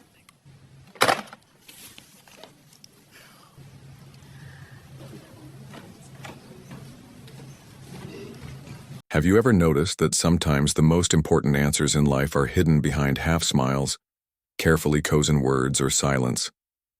Especially when it comes to women, there are moments where the truth isn't given directly, not because she wants to lie, but because the raw, unfiltered truth is far too heavy, too complicated, or too vulnerable to reveal. Psychology tells us that people often protect themselves with little shields of dishonesty, and when it comes to women, these shields aren't always about manipulation. Sometimes they are about survival, self-respect, and emotions too deep to explain. In this video, we'll dive into 5 powerful questions a woman almost never answers with complete honesty. Why that happens and the psychology behind it. Prepare yourself because these truths might change the way you see conversations, relationships, and even yourself. Question 1. Do you love me? On the surface, This sounds like the simplest question, but in reality, it's one of the hardest truths to answer directly. When a man asks a woman, "Do you love me?" psychology says her response is never just about the present moment. It's layered with fear, expectation, memory, and future possibilities. Sometimes she says yes even when her heart is uncertain because she doesn't want to hurt him. Sometimes she says no when deep down she feels something strong but is too afraid to admit it. And sometimes she avoids the question altogether, changing the subject, smiling softly, or responding with another question like, "Why do you ask? Why?" Because love is not just a feeling, it's a responsibility. To say, "I love you," means she's opening herself up, giving her heart into someone else's hands. And if she feels even the smallest crack of doubt, she might not be ready to place that truth in your lap. Psychologists say women often hide the depth of their love or their lack of it to maintain emotional safety. Think about it. If she says, "I don't love you," she risks breaking someone completely. If she says, "I do love you," she risks being vulnerable and losing control. So in many cases, the truth gets softened, reshaped, or hidden. And here's the emotional part. Sometimes she herself doesn't fully know the answer because love isn't always black and white. It's a storm of contradictions. And so the question, "Do you love me?" rarely gets a pure, unfiltered answer. Question 2. How many men have you been with? This is one of those questions that many men ask out of curiosity, insecurity, or even a desperate need for comparison. But this is also one of the questions women almost never answer truthfully. Why? Because society judges. If the number is low, she fears being seen as inexperienced. If it's high, she fears being labeled easy. And if she chooses not to answer, she risks being accused of hiding something. Psychology explains this as a self-preservation instinct. Women know that numbers trigger assumptions. A man might say, "I don't care." But deep inside, he often does. He compares himself with ghosts of her past. He wonders if he's better, worse, or just another name on her list. So what does she do? She either says less than the truth or avoids the question completely. Because for her, intimacy isn't about numbers. It's about meaning. And she doesn't want her past to become a weapon in the hands of someone who might use it against her in arguments or insecurities later. The truth is, when a woman truly loves someone, the how many doesn't matter to her. What matters is the who she has now. But still, she knows the truth won't always be received with that same maturity. So she reshapes it, edits it, or keeps it locked away. Question 3. Are you happy? At first glance, this question feels sweet, even caring. But here's the reality. Most women don't answer this honestly. Why? Because happiness is complicated. A woman may not be fully happy, but she might not want to burden you with her struggles. She may feel sadness, exhaustion, or emptiness. But when you ask her, "Are you happy?" she smiles and says, "Yes, I'm fine." Psychologists call this the mask of strength. Many women have been conditioned to believe that showing unhappiness means being ungrateful, weak, or too emotional. So instead, they hide it. They hide their sleepless nights. They hide the silent battles in their mind. They hide the quiet disappointments in love, work, or life itself. When a woman says, "I'm happy," sometimes it's true, but sometimes it's her way of protecting both herself and the person asking. Because admitting unhappiness requires opening wounds, and not everyone can handle that truth. Here's something powerful to remember. If she ever answers, "No, I'm not happy," with raw honesty, that means she trusts you deeply. She feels safe enough to expose her vulnerabilities, and that is a sacred form of love. Question 4. What do you really want in a man? This question almost never gets a fully truthful answer. Why? Because the truth is complex, and sometimes even she doesn't fully know it. When you ask a woman what she wants, she might give you safe answers. Kindness, loyalty, honesty. Of course, these are real and important, but deep inside she may have desires she doesn't admit out loud. Maybe she wants someone powerful. Maybe she wants someone who challenges her, excites her, or even scares her a little. Maybe she craves unpredictability, but saying that feels wrong because it doesn't match society's expectations. Psychology shows us that attraction and desire are often unconscious. People are not always aware of what truly pulls them towards someone, and women in particular often hide these raw truths because they fear judgment. She won't always admit that she wants both security and adventure, that she wants stability but also passion, that she wants someone who makes her feel safe but also someone who makes her heart race with uncertainty. So when she answers this question, she might give you only half the truth. Not because she's dishonest, but because the full truth is messy, complicated, and sometimes even contradictory. Question 5. Why did you do that? This one cuts deep. Whether it's about ending a relationship, rejecting someone, or making a big decision, when a man asks a woman, "Why did you do that?" she rarely gives the full truth. Why? Because often the truth is painful. Maybe she left because she felt unloved. Maybe she cheated because she felt invisible. Maybe she rejected someone not because he wasn't good enough, but because she was afraid of being loved too much. But instead of saying all that, she softens the answer. She says, "I just wasn't ready," or, "It's not you, it's me." These answers are half-truths, gentle lies designed to minimize the pain of the other person. Psychologists call this protective dishonesty. Women often choose to protect a man's ego even while breaking his heart because telling the raw truth, "I don't find you attractive," or "You never made me feel safe," feels too cruel, too sharp, too damaging. So instead, she builds a softer explanation, something easier to digest, something less personal. But behind her carefully chosen words, the real truth remains locked away. Final thoughts. The next time you hear one of these questions, remember this. When a woman doesn't answer truthfully, it's not always about deception. Sometimes it's about fear. Sometimes it's about protection for herself or even for you. And sometimes it's because the truth itself is too heavy to carry into words. Psychology reminds us that honesty is not just about facts. It's also about timing, safety, and trust. If a woman feels truly safe, loved, and understood, she may reveal truths that she's never spoken to anyone else. But until then, her half-answers are her armor. And maybe that's the most human thing of all, because every one of us, man or woman, hide certain truths not to lie but to survive. So if you want real honesty from her, create safety. Show her that her truth will not be judged, mocked, or used against her. And when she finally tells you what's really in her heart, listen.